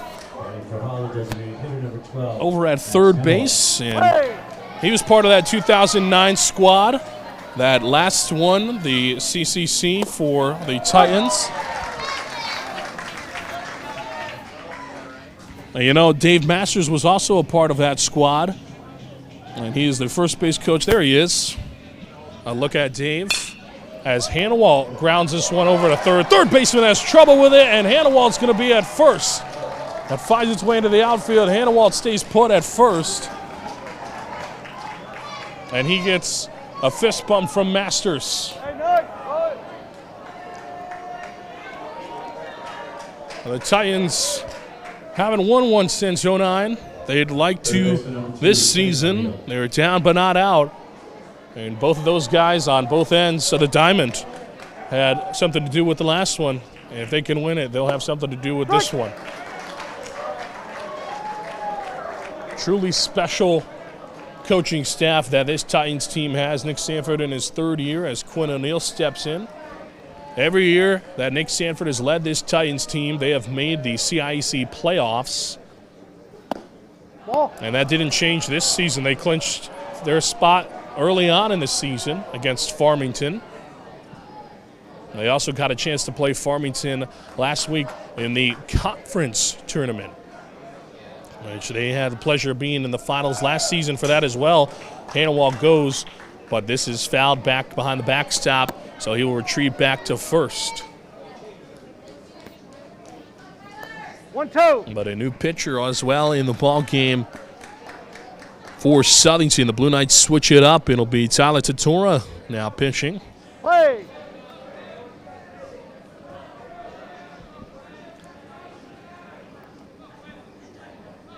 Here's the pitch. This is swung on and fouled. So O'Neill working a count here. And he has been one of the best hitters in this conference all season long. 1-2. And he's a righty power hitter who can hit it with the best of them. Leads the team in RBIs this season. That's a little high.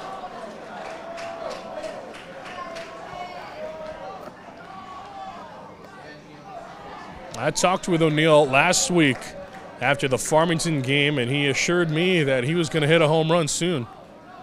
I'm still waiting to see it, as that one is low. I'd like to see it soon, so hopefully this would be a good time to do it, Quinn.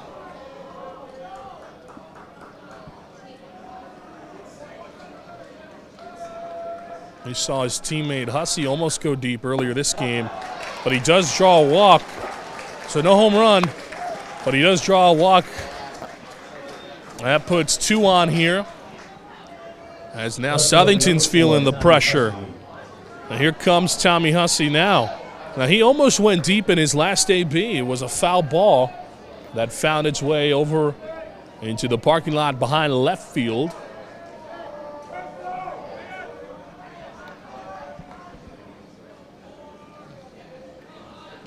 They're going to bring the first baseman in. They're going to watch for a potential bunt attempt here. The first baseman is in. And now they've moved the second baseman behind the first baseman. They're actually going to move that back. And Hussey swings, lifts this one into right field and deep. And the warning track back. He makes the grab. Almost goes deep, Hussey does. That will advance Hannawalt to third. So a productive AB from the senior. And Connor Lentini with a good grab off the wall. Second baseman, number 21, Kyle Sharkey. As Kyle Sharkey will step on in.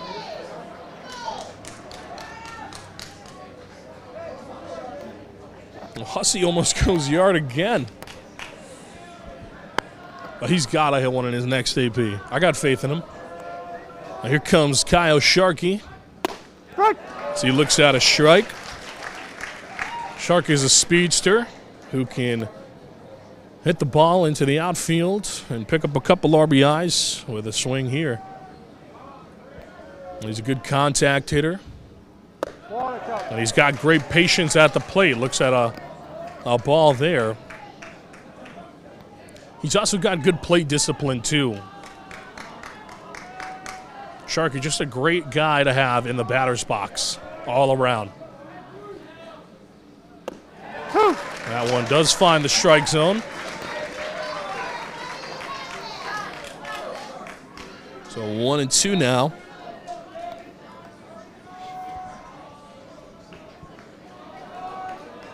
Here's the pitch. This is swung on, lifted as center field. The center fielder, Kelly, is there to make the grab for the out. They are going to send Hannawalt home, and it's going to be a sacrifice fly for Kyle Sharkey. That'll bring in a run, a productive at-bat. And that brings in Matt Panarella.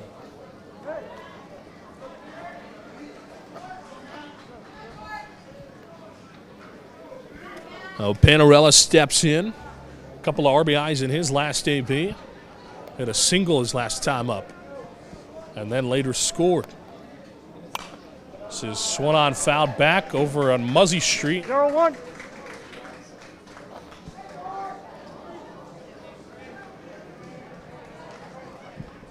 So 2 outs here. Panarella 1 for 2 today. The pitch. This is line. Gets over the head of the second baseman, and it's going to find its way down. They're going to send the runner to third. He's going to be in there, and Matt Panarella picks up a double.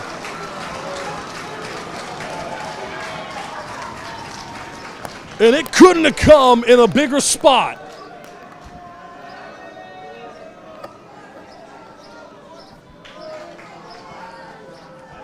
Right fielder number 10, Lou Seller. So Panarella keeps swinging the hot bat. Now picks up a double. And Lou Sauer steps in. Sauer 0 for 1 today.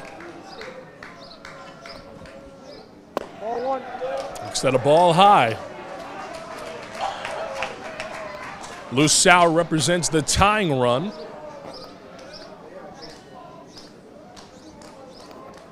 And on deck, Jamie Alerte represents the go-ahead run. We'll take a moment here. Lou Sauer will step out. We'll do it again.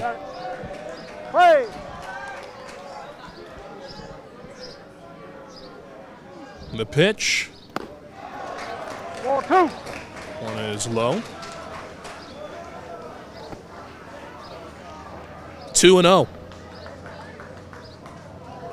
So 2 outs and 2 on. These Titans have proved in back-to-back innings that this 2 outs doesn't faze them. It's all about that mentality. We talked about it earlier, and Nick Sanford has talked about it at length this season.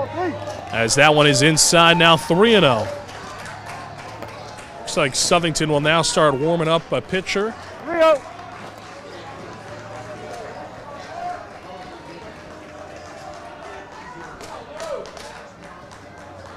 Hey!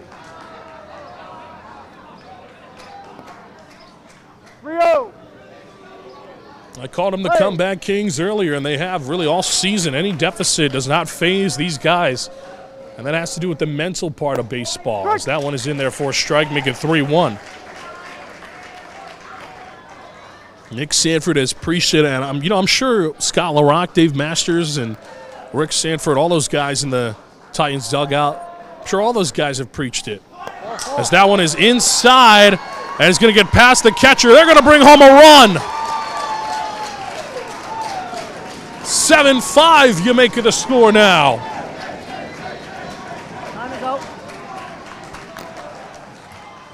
Catcher number 3, Jamie Alerte.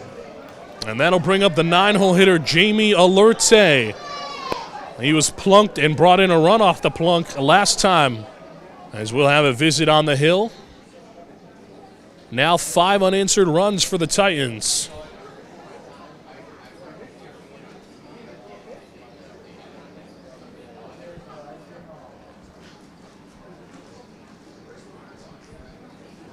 Well, this is a spot here that the Blue Knights want to be careful of now. Just a 2-run ball game, so they are going to change it up. A new pitcher in the ball game they'll have, so we'll be back to tell you all about it on WHCI.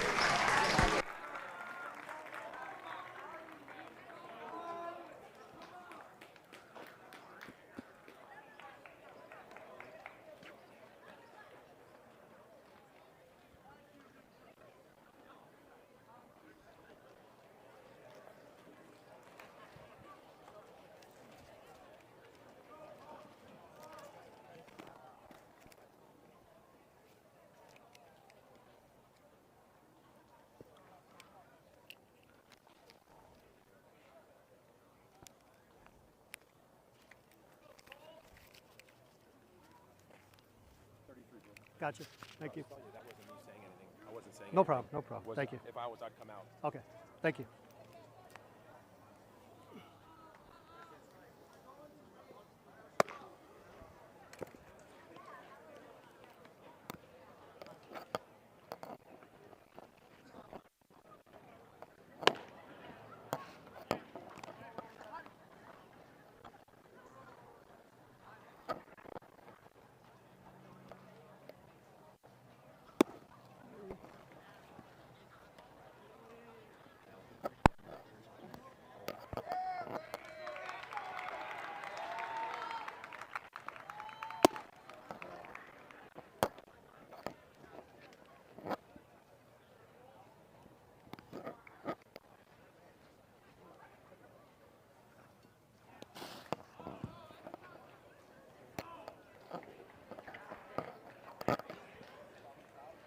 Thanks.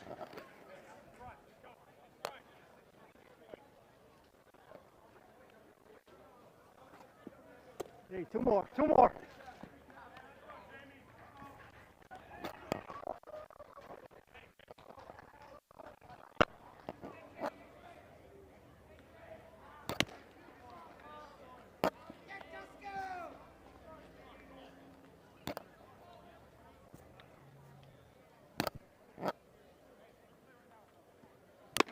Better.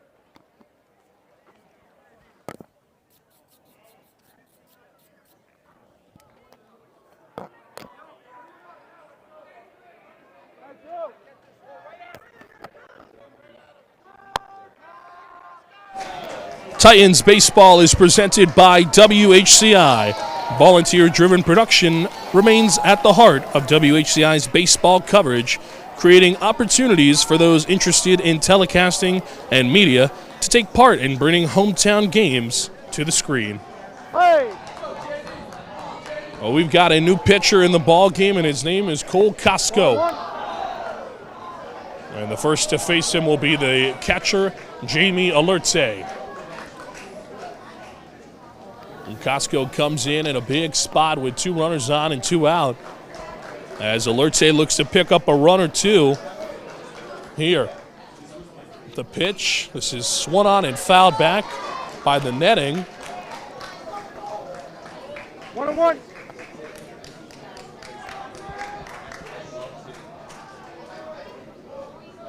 Hey.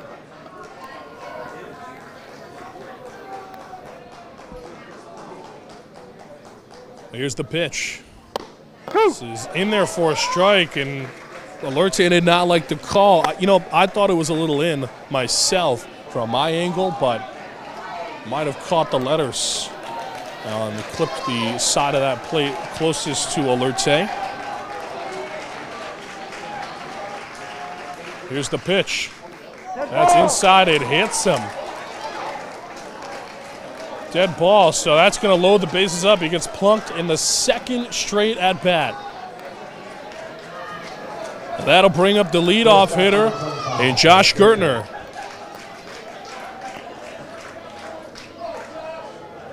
Gertner comes in a huge spot for the Titans. Hey.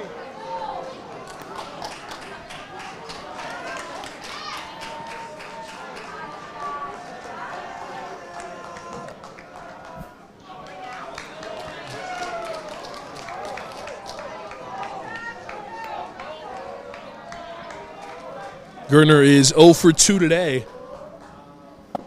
Good. Looks at a strike there.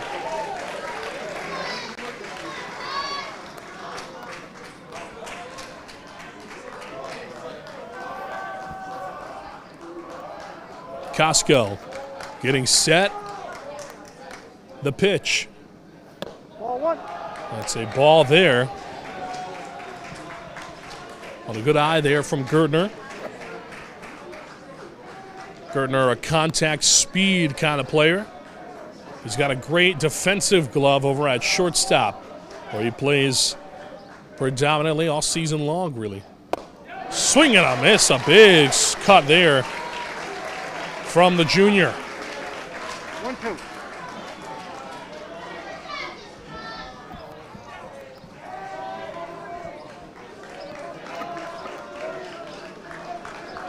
Time to go.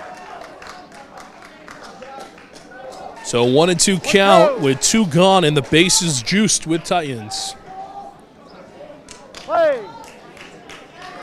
It's just a 2-run ball game here at Muzzy Field in Bristol. Costco, the pitch. Gertner fouls that one off over into the parking lot by Muzzy Street.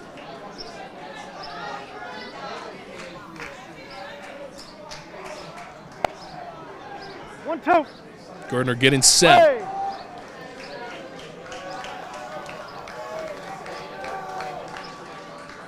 Here's the pitch. Rips this one, gets by. That's going to score a run. Nick Sanford's going to wave Sauer home. The throw to the plate is not in time. And we are starting over in the late stages of this one. Time to go. Gertner's bat comes clutch in a big spot. And the Bell City is winning.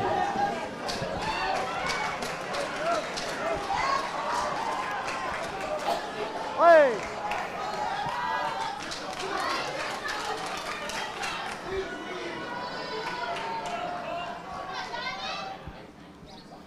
So now Nyman will swing, grounds this one to first. The first baseman, Swatala, steps on the bag for the out.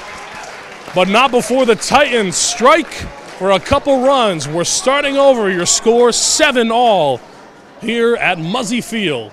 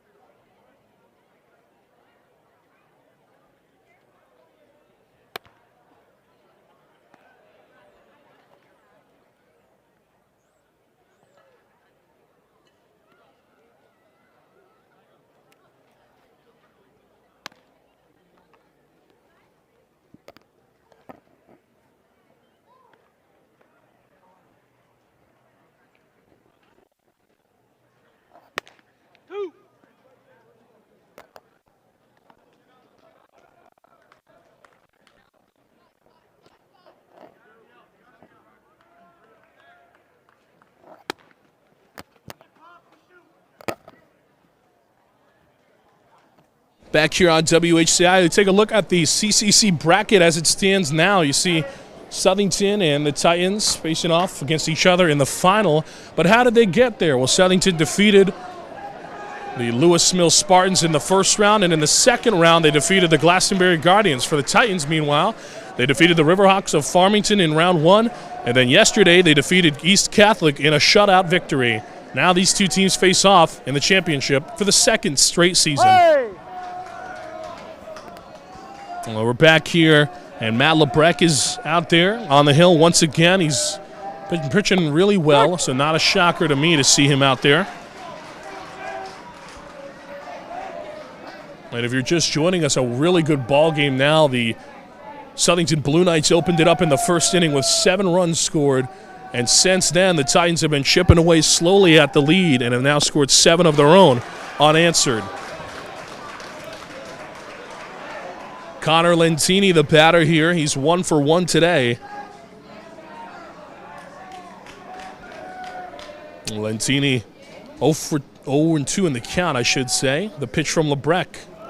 That one gets past Alerte. Alerte calling a pretty good game behind home plate. Had a couple of clutch ABs in his last 2. Lebrecht, meanwhile, the 4th pitcher used by Nick Sanford. Lentini gets a pretty good piece of metal on it, but it is going to be foul. 1-2. Play.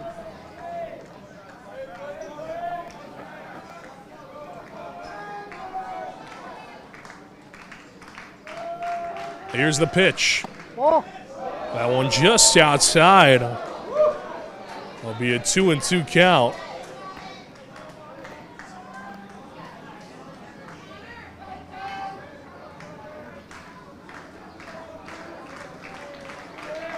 Here's the 2-2. This one is fouled away.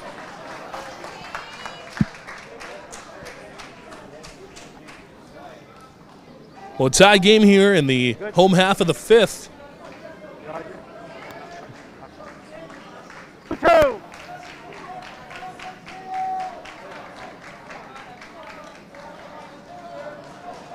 Play. Lebrecht gets set. Eyes down Lentini. Now the 2-2. This one is hit pretty well up the middle. Gertner there scoops it, and the throw to first was on target, but it looks like Panarella might have been off the bag. And then he tried to tag him out, but Lentini able to beat it out. So safe is the call.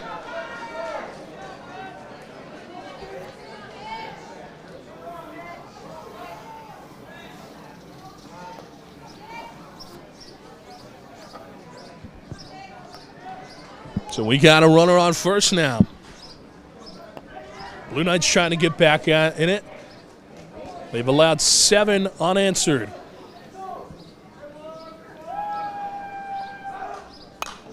This is fouled away. 0-1. So officially they'll say Lentini reached on an error. And Mitch Zielinski, the batter here.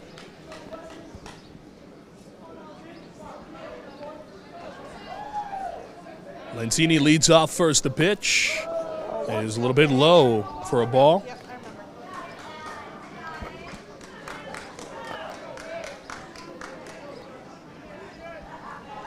Zielinski 0 for 1 today.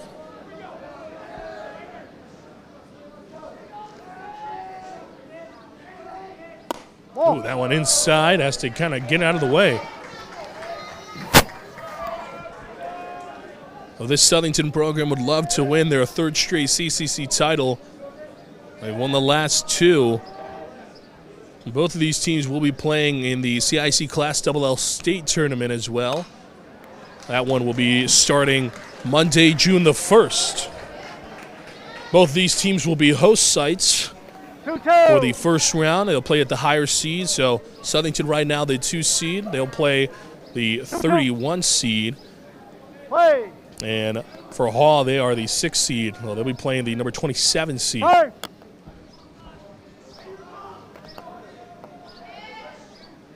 2-2. Play.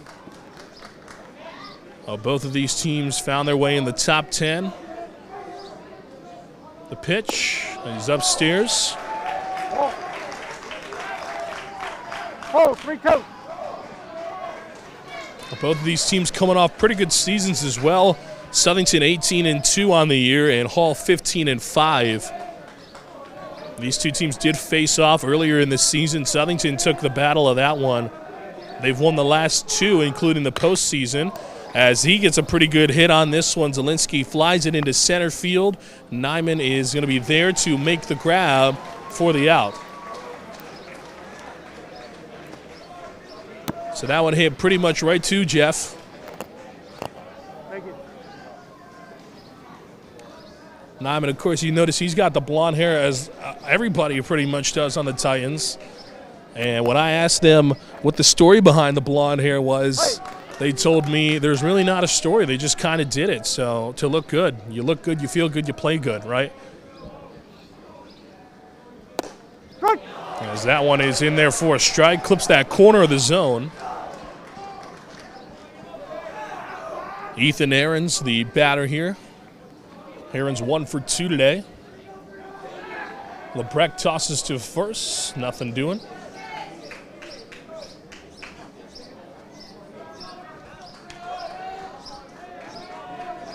Here's Lebrecht getting set for the next pitch.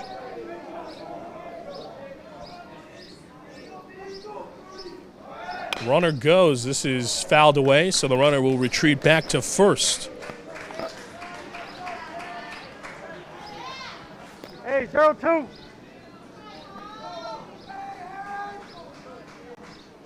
Play.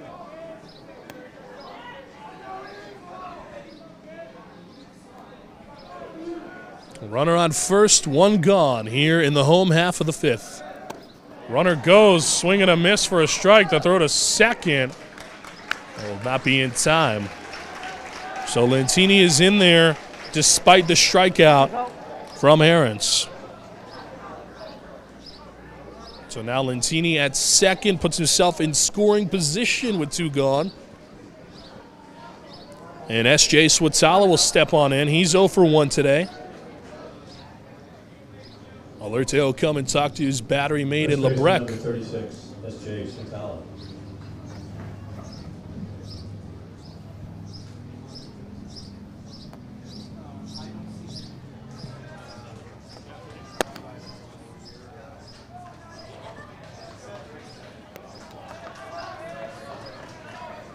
Hey! Lebrec getting set. The pitch. Here it is. Swung on, hit really well. Foul territory, and that's going to wind up in Muzzy Street. Out of play. 0-1.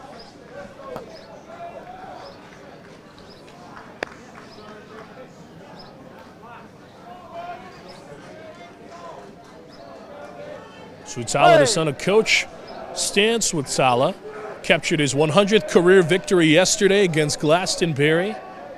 And just his 5th season coaching the Blue Knights.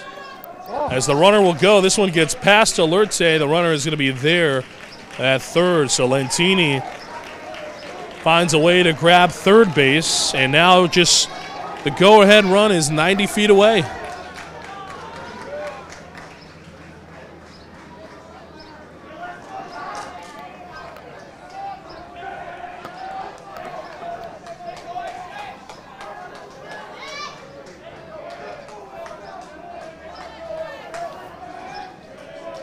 Lebrec getting set the pitch. That one upstairs and in. And it's a ball.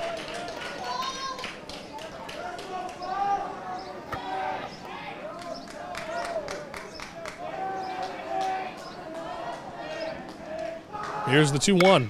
Swung on, hit pretty well. On the run is the right fielder. Sauer is not there to make the grab. That one winds up in the corner of Muzzy. But a pretty good run from Sauer. I mean, he almost had that. Nevertheless, it'll be a 2-2 count with a runner on third, 2 gone, in a tie game here in the 5th. 2-2. Play.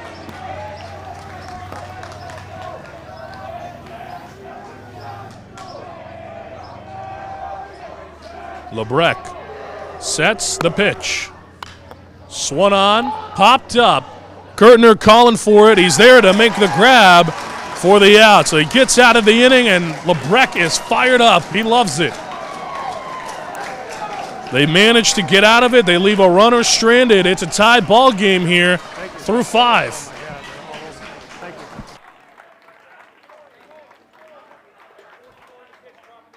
Okay. Okay.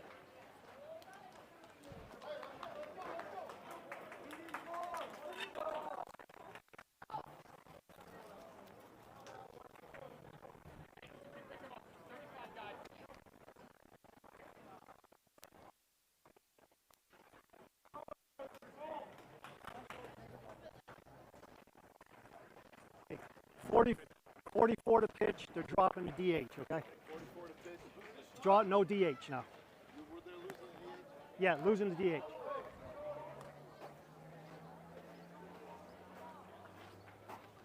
Good game. I guess.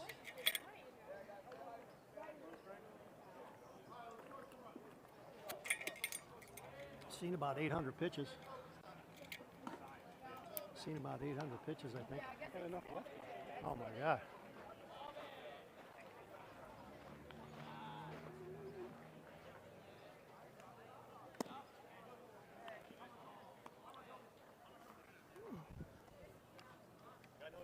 All right.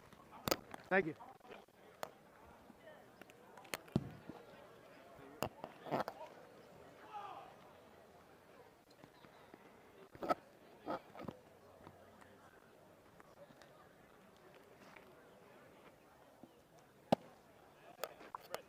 Thank you.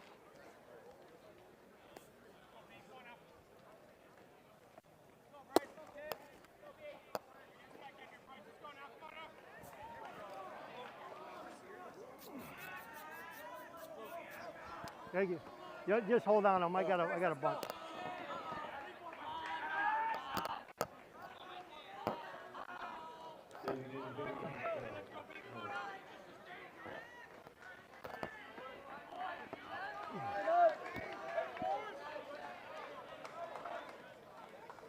Back here on WHCI as Max Hanawalt steps into the box. We do have a new pitcher in the ball game for Southington. It is Bryce Zielinski, a lefty thrower, and Hanawalt will foul this one away off of a bunt.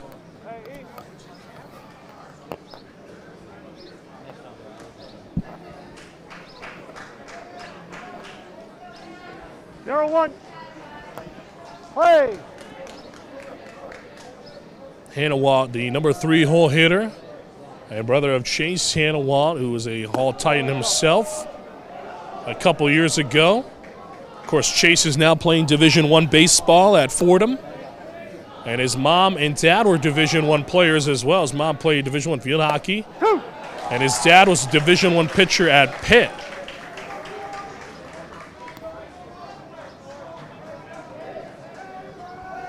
So he comes from an entire family of D1 players. That one inside, they're going to call it a strike. So Hanawalt goes down with the punch out.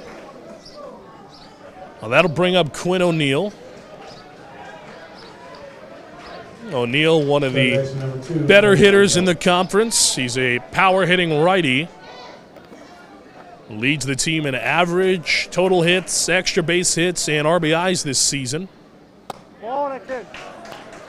That one is inside.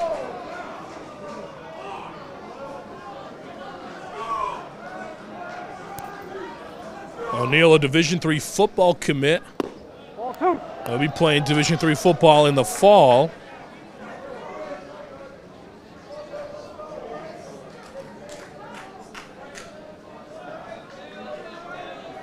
Here's the pitch. That one finds its way upstairs.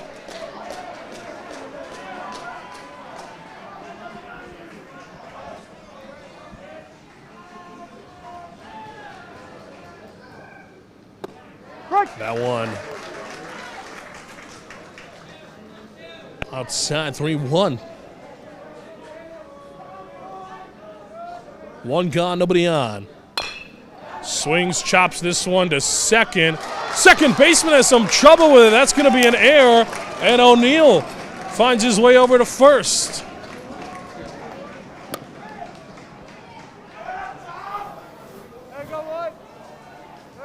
Left fielder number 4, Tommy Hussey.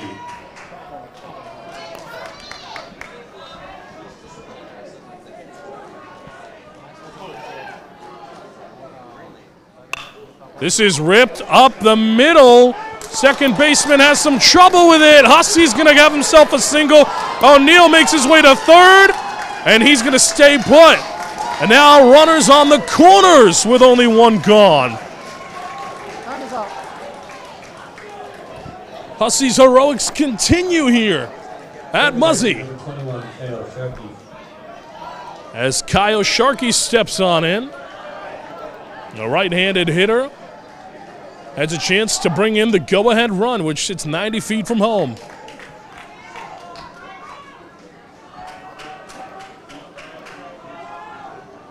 Hey!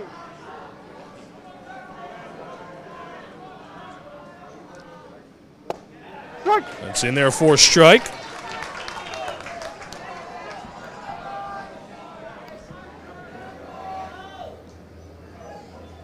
Owen won the count with 2 on and 1 gone. The pitch. Thought about going there. Be a ball or Sharkey. 1-1.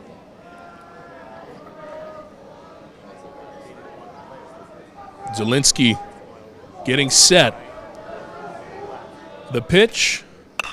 This is back up the middle to Zielinski. Tosses to second for 1. The throw to first, not in time, and the Titans grab a lead.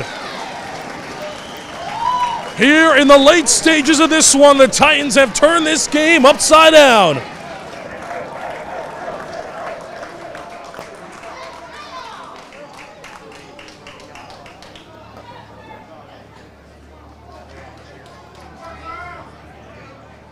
First baseman number 1. That'll bring up Matt Panarella. Strike. Looks at a strike there. 2 gone, a runner on first.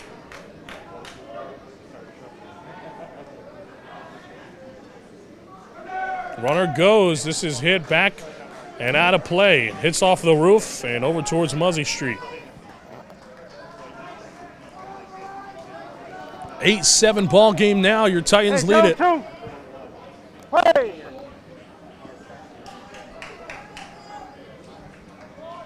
Here's the pitch. Runner goes again. This one is outside. No throw. Now puts a runner in scoring position.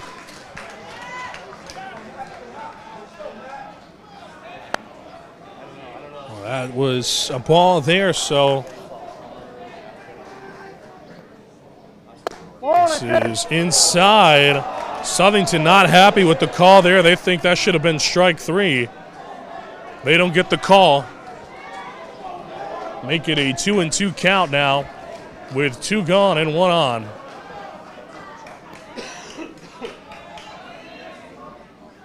Here's the pitch from Zielinski. In there, called 3rd strike on the curveball. So they do get out of it, but not before the Titans take a lead. We head to the home half of the 6th. You're watching WHCI.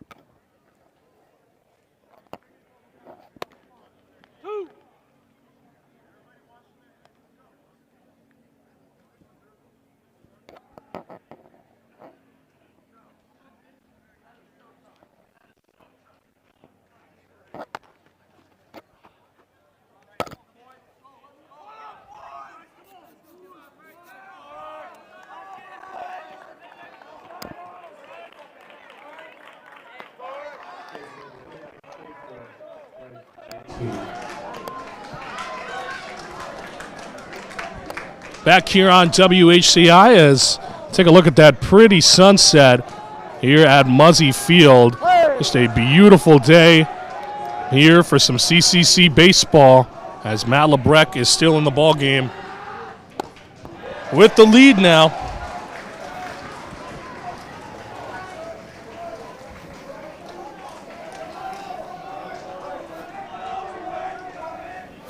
And in steps in Bryce Zielinski.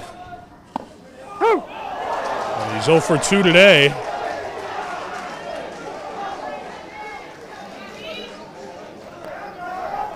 And an 0-2 count for him.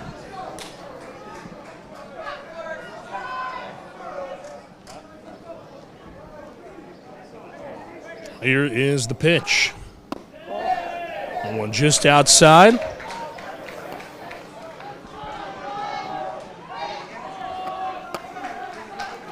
My time.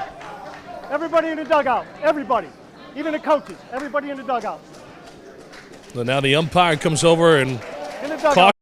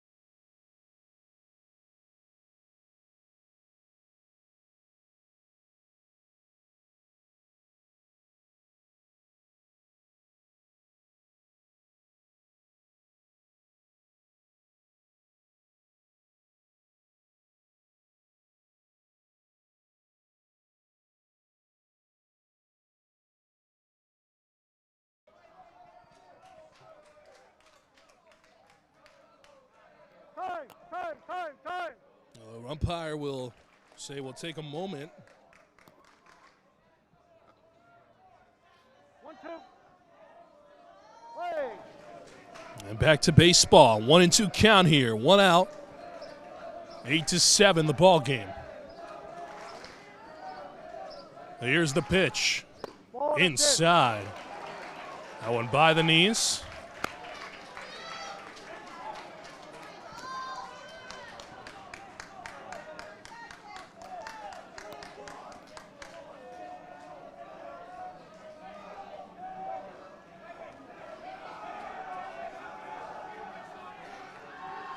Here's the pitch. Swung on and missed. He got him. 2 gone here as Sauer is in control.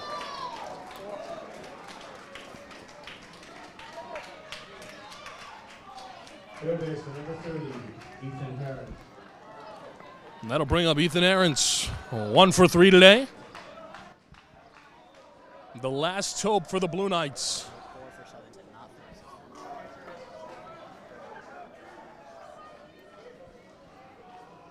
All right, here we go.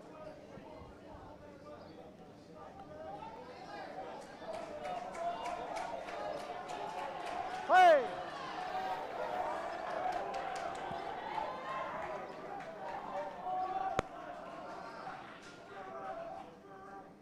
Ball 1. It'll be Tyler Gorett, a pinch hitter here.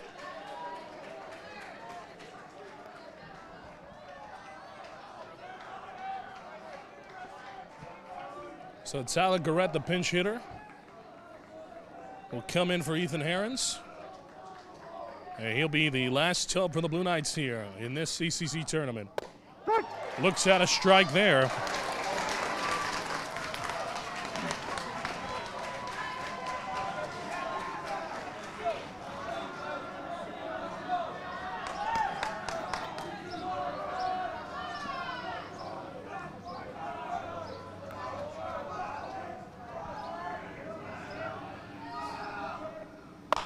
This is swung on, lifted into center field. This should do it.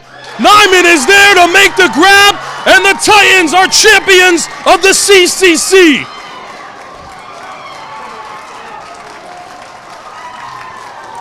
The Hall Titans are your 2026 CCC champs. Thank you.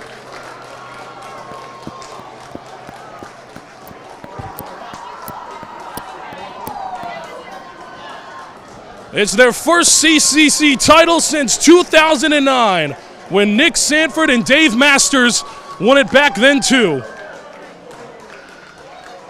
Nick Sanford was a shortstop then on the 09 team when they won it last, and Dave Masters was the head coach of the then Hall Warriors. Now the Hall Titans win it with Dave Masters as an assistant and Nick Sanford now the head coach.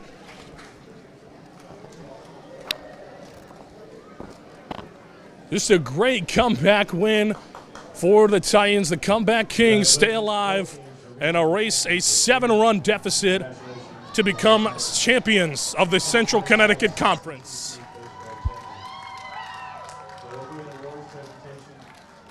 What a game from these guys. Rick Sanford told me that he wanted this for his team, and Nick Sanford and the boys told me all season long that they wanted this. They feel on top of the world now. The Bell City is buzzing here. We'll be back with Titans post-game show and post-game interviews when we return. You're watching WHCI.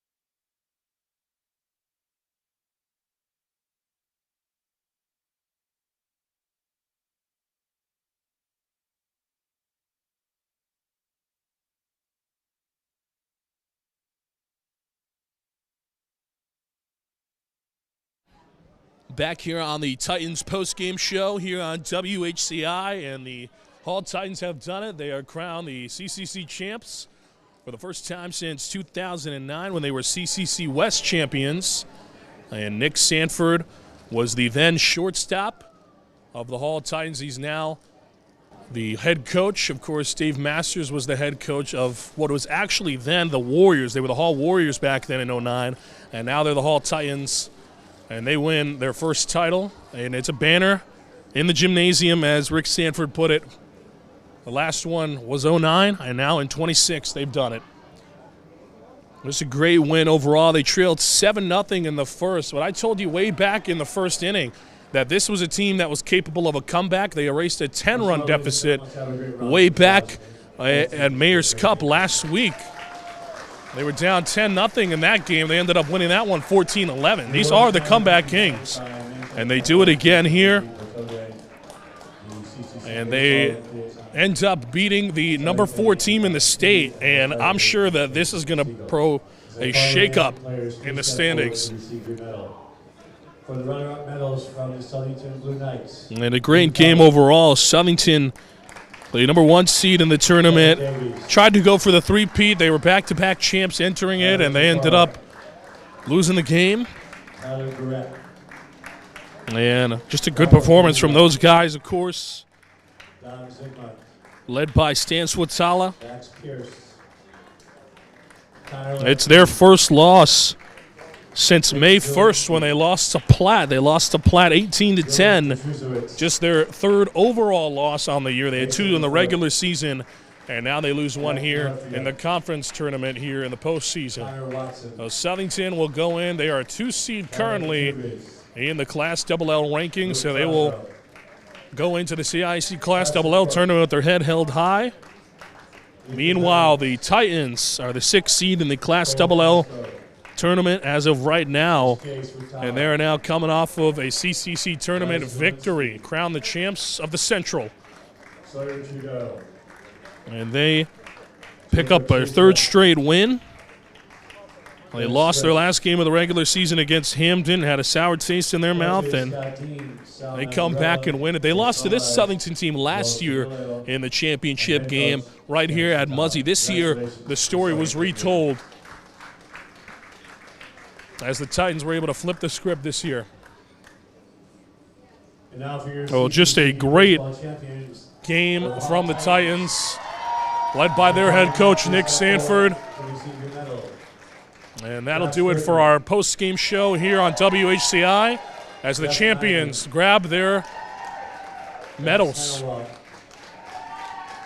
We'll be back with post-game interviews. We'll interview the champs when we come back. Matt Panarella, Louis Sauer, Jamie Alerte, Grant Davidson, Matt Lebrecht, Finn Nelson, Ethan Ledoux, Rohan Scott, Sean Kavanaugh, Aiden Strong, Kyle Rucker, Jack Charlo, Chris Vaga, and Alex Reborz. And the coaches, Nick Sanford, Dave Masters, Scott LaRock, and Rick Sanford. Once again, congratulations to Hall. And at this time, will the Hall coaches and captains please come forward to receive your rotating trophy cup and the CCC conference banner. And we'll pose for a picture.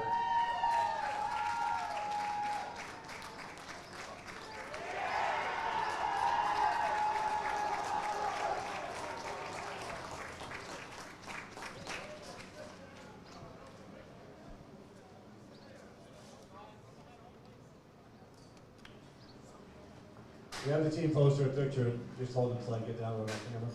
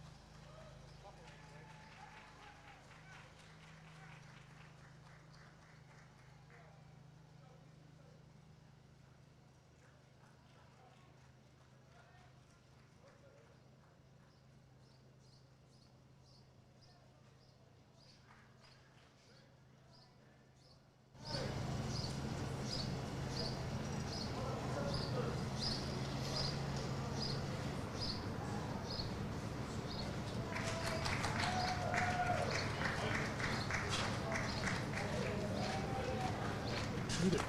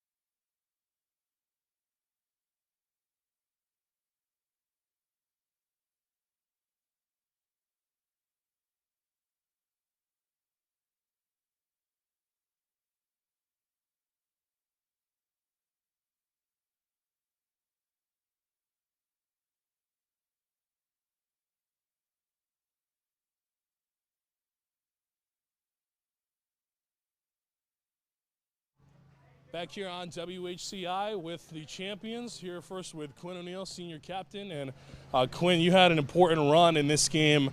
Just talk about, obviously, that moment in your head. Walk me through that, but also what it means to come back. Yes, sir. I mean, it was the 6th inning, I think. We were coming into that inning tied, so it was just really important that with 1 out already, it was really important to get that 1 run home and keep it rolling, try to keep it rolling at least, but just get ahead on the scoreboard. So I was a little aggressive on the base paths, and it paid off, and I'm glad I could get it in there. You guys have lived and died by the base paths all season long. I mean, just tell me what it means mentally for you guys to know that it worked out for you guys against one of the best teams in the state. Yeah, I mean, it's kind of just like reinforcing what we already know. Like, we know we can take bases on teams. There's not really many teams that we can't. Yeah, just reinforcing what we already know. We're going to keep going. We're going to keep doing it against every team.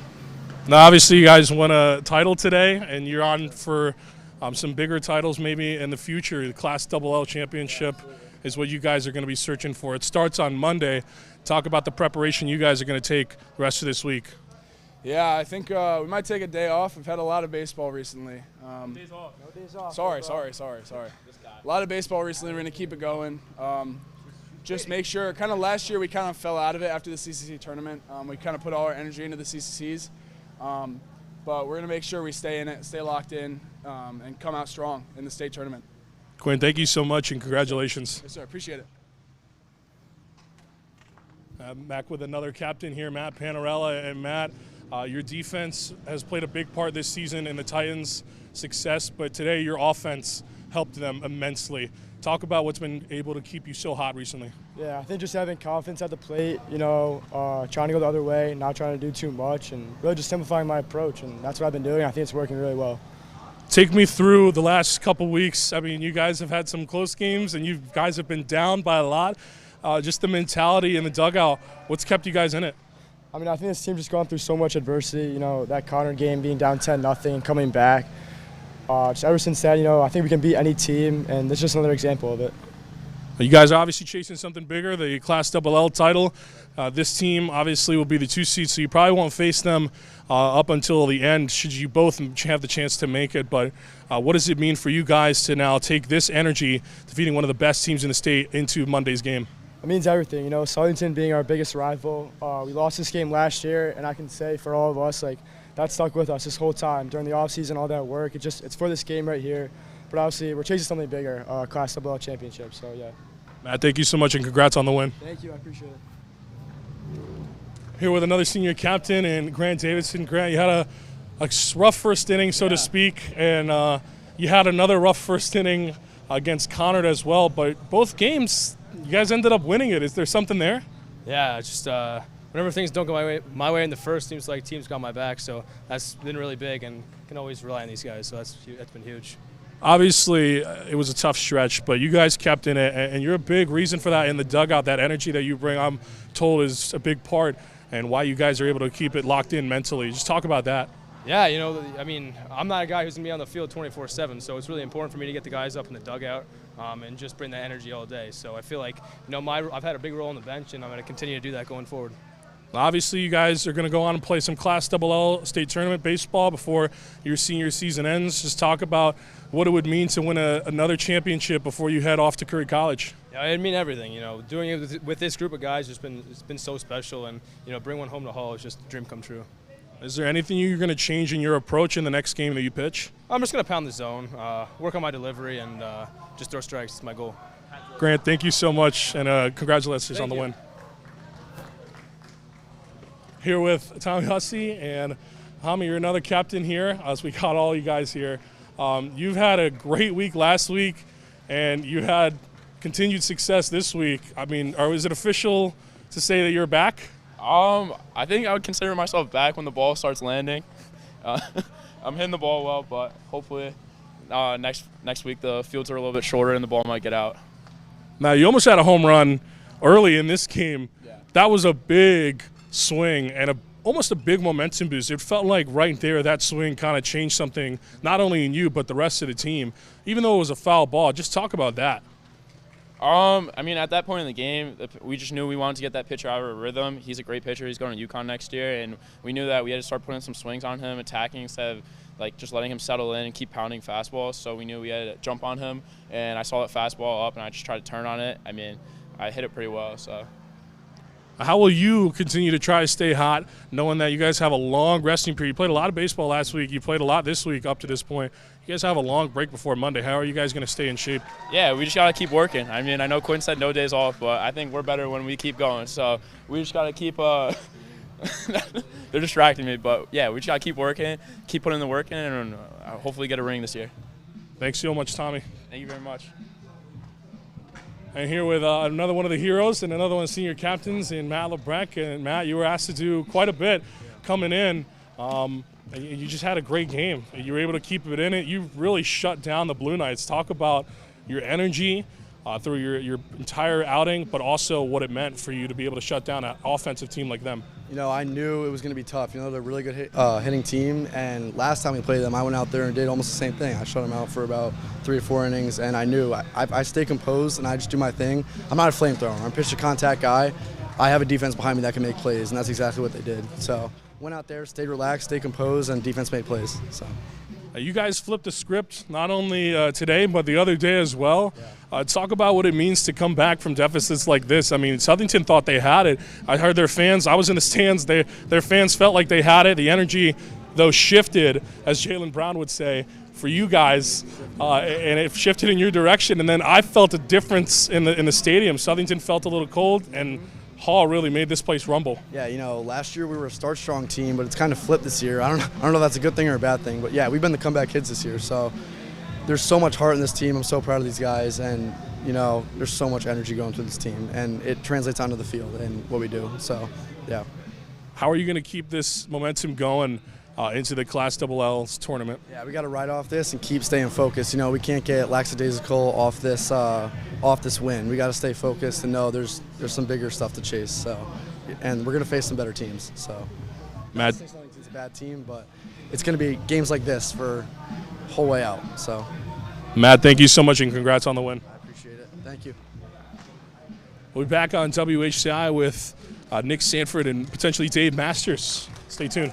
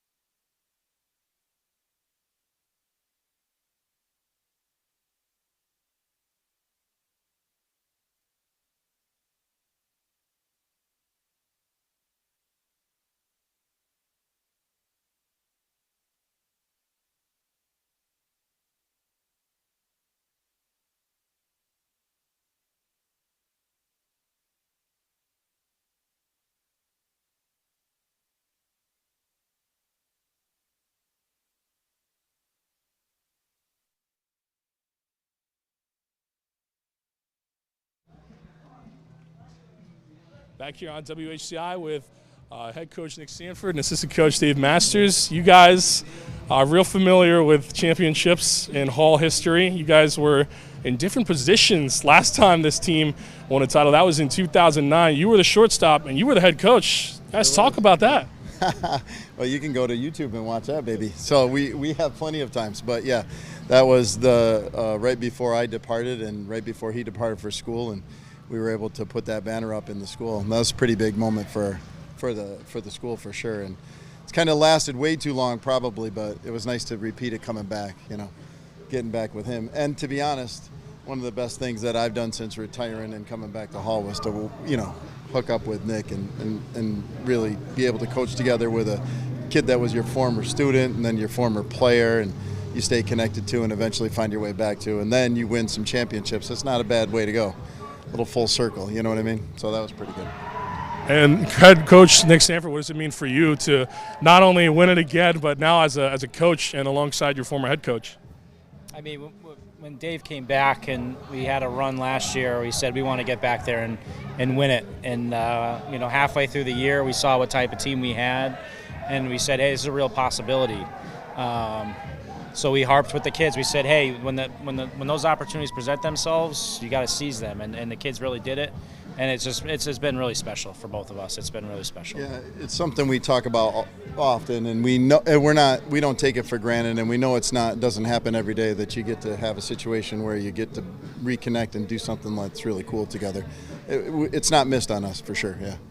Yeah, obviously, you guys are going to be trying to take this momentum into the Class LL tournament. You guys lost to this team last season. It probably means a lot for you to defeat them this season. And we remember what happened last season in the first round of the Class LL tournament. I don't see any repeats of that in the future. I'm assuming you guys don't either. I think the biggest thing to take away is these kids don't quit, right? So regardless of what happens, especially early in the game, we know that we can control the rest of the game, and we've come back from now 10-0, now 7-0. So you know, the sky's the limit for these groups as long as they believe in each other and play for each other. So all the credit goes to them. Yeah, I mean, just even the first game with them, we were down by big and they found their way back, but they were talking about building their resume. They've done that all season. It's not really, you know, it's not unfamiliar when that sometimes happens, and you have that big lead you got to come back for, and you haven't done it before. You don't know how to do it. These guys know how to do it. They never do quit. He was right in his post-game speech. He talked about that. It's the first thing he addressed with them, and it's important to note that for sure with this group.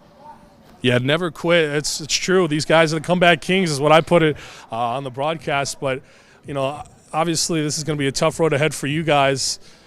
Just tell me how you guys are going to keep staying these kids in shape, knowing that you got a long break.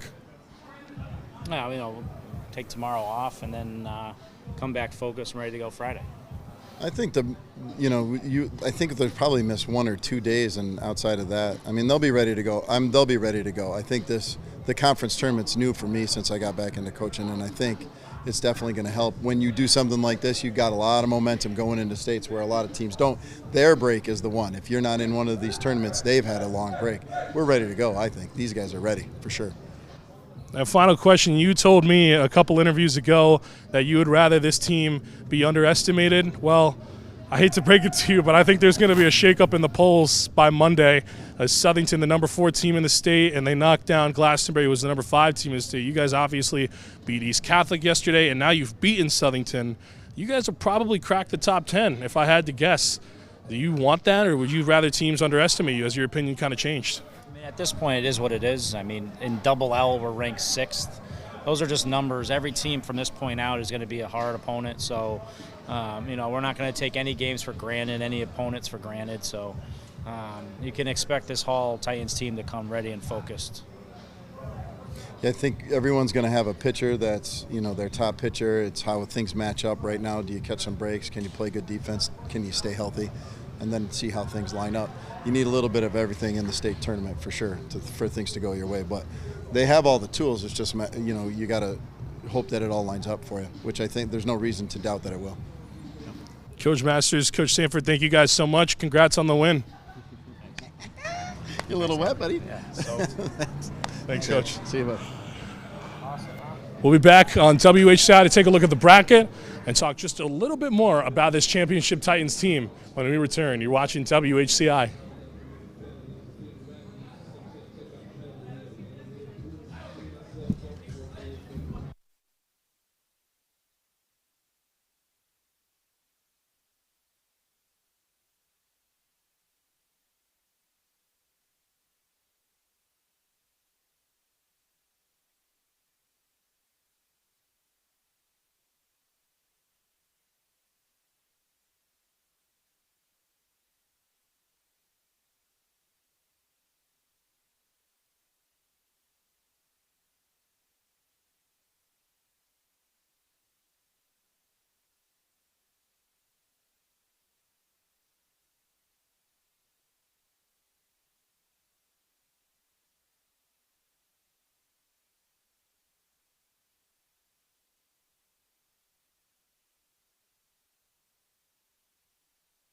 Back here on WHCI, let's take one final look at the CCC tournament bracket and how it looks right now. Well, the Titans are on top. They capture their title and now become the new champions of the Central Connecticut Conference. Take down the number 1 seeded Southington Blue Knights and as well as the number 4 team in the state. A big win for these guys as they have a couple days off before coming back on Monday to play the first round of the CIC Class LL tournament. That was a good look at the bracket. These guys still celebrating here as Muzzy Field goes on. We'll take a look at another banner in the gymnasium for these guys. The last one was in 09, and now they get to hang up one more here in 26. From all of us here at WHCI, Charlie Hall, Zach Lawrence, Alex Stroud, this is Anthony Altamirano saying so long from Bristol.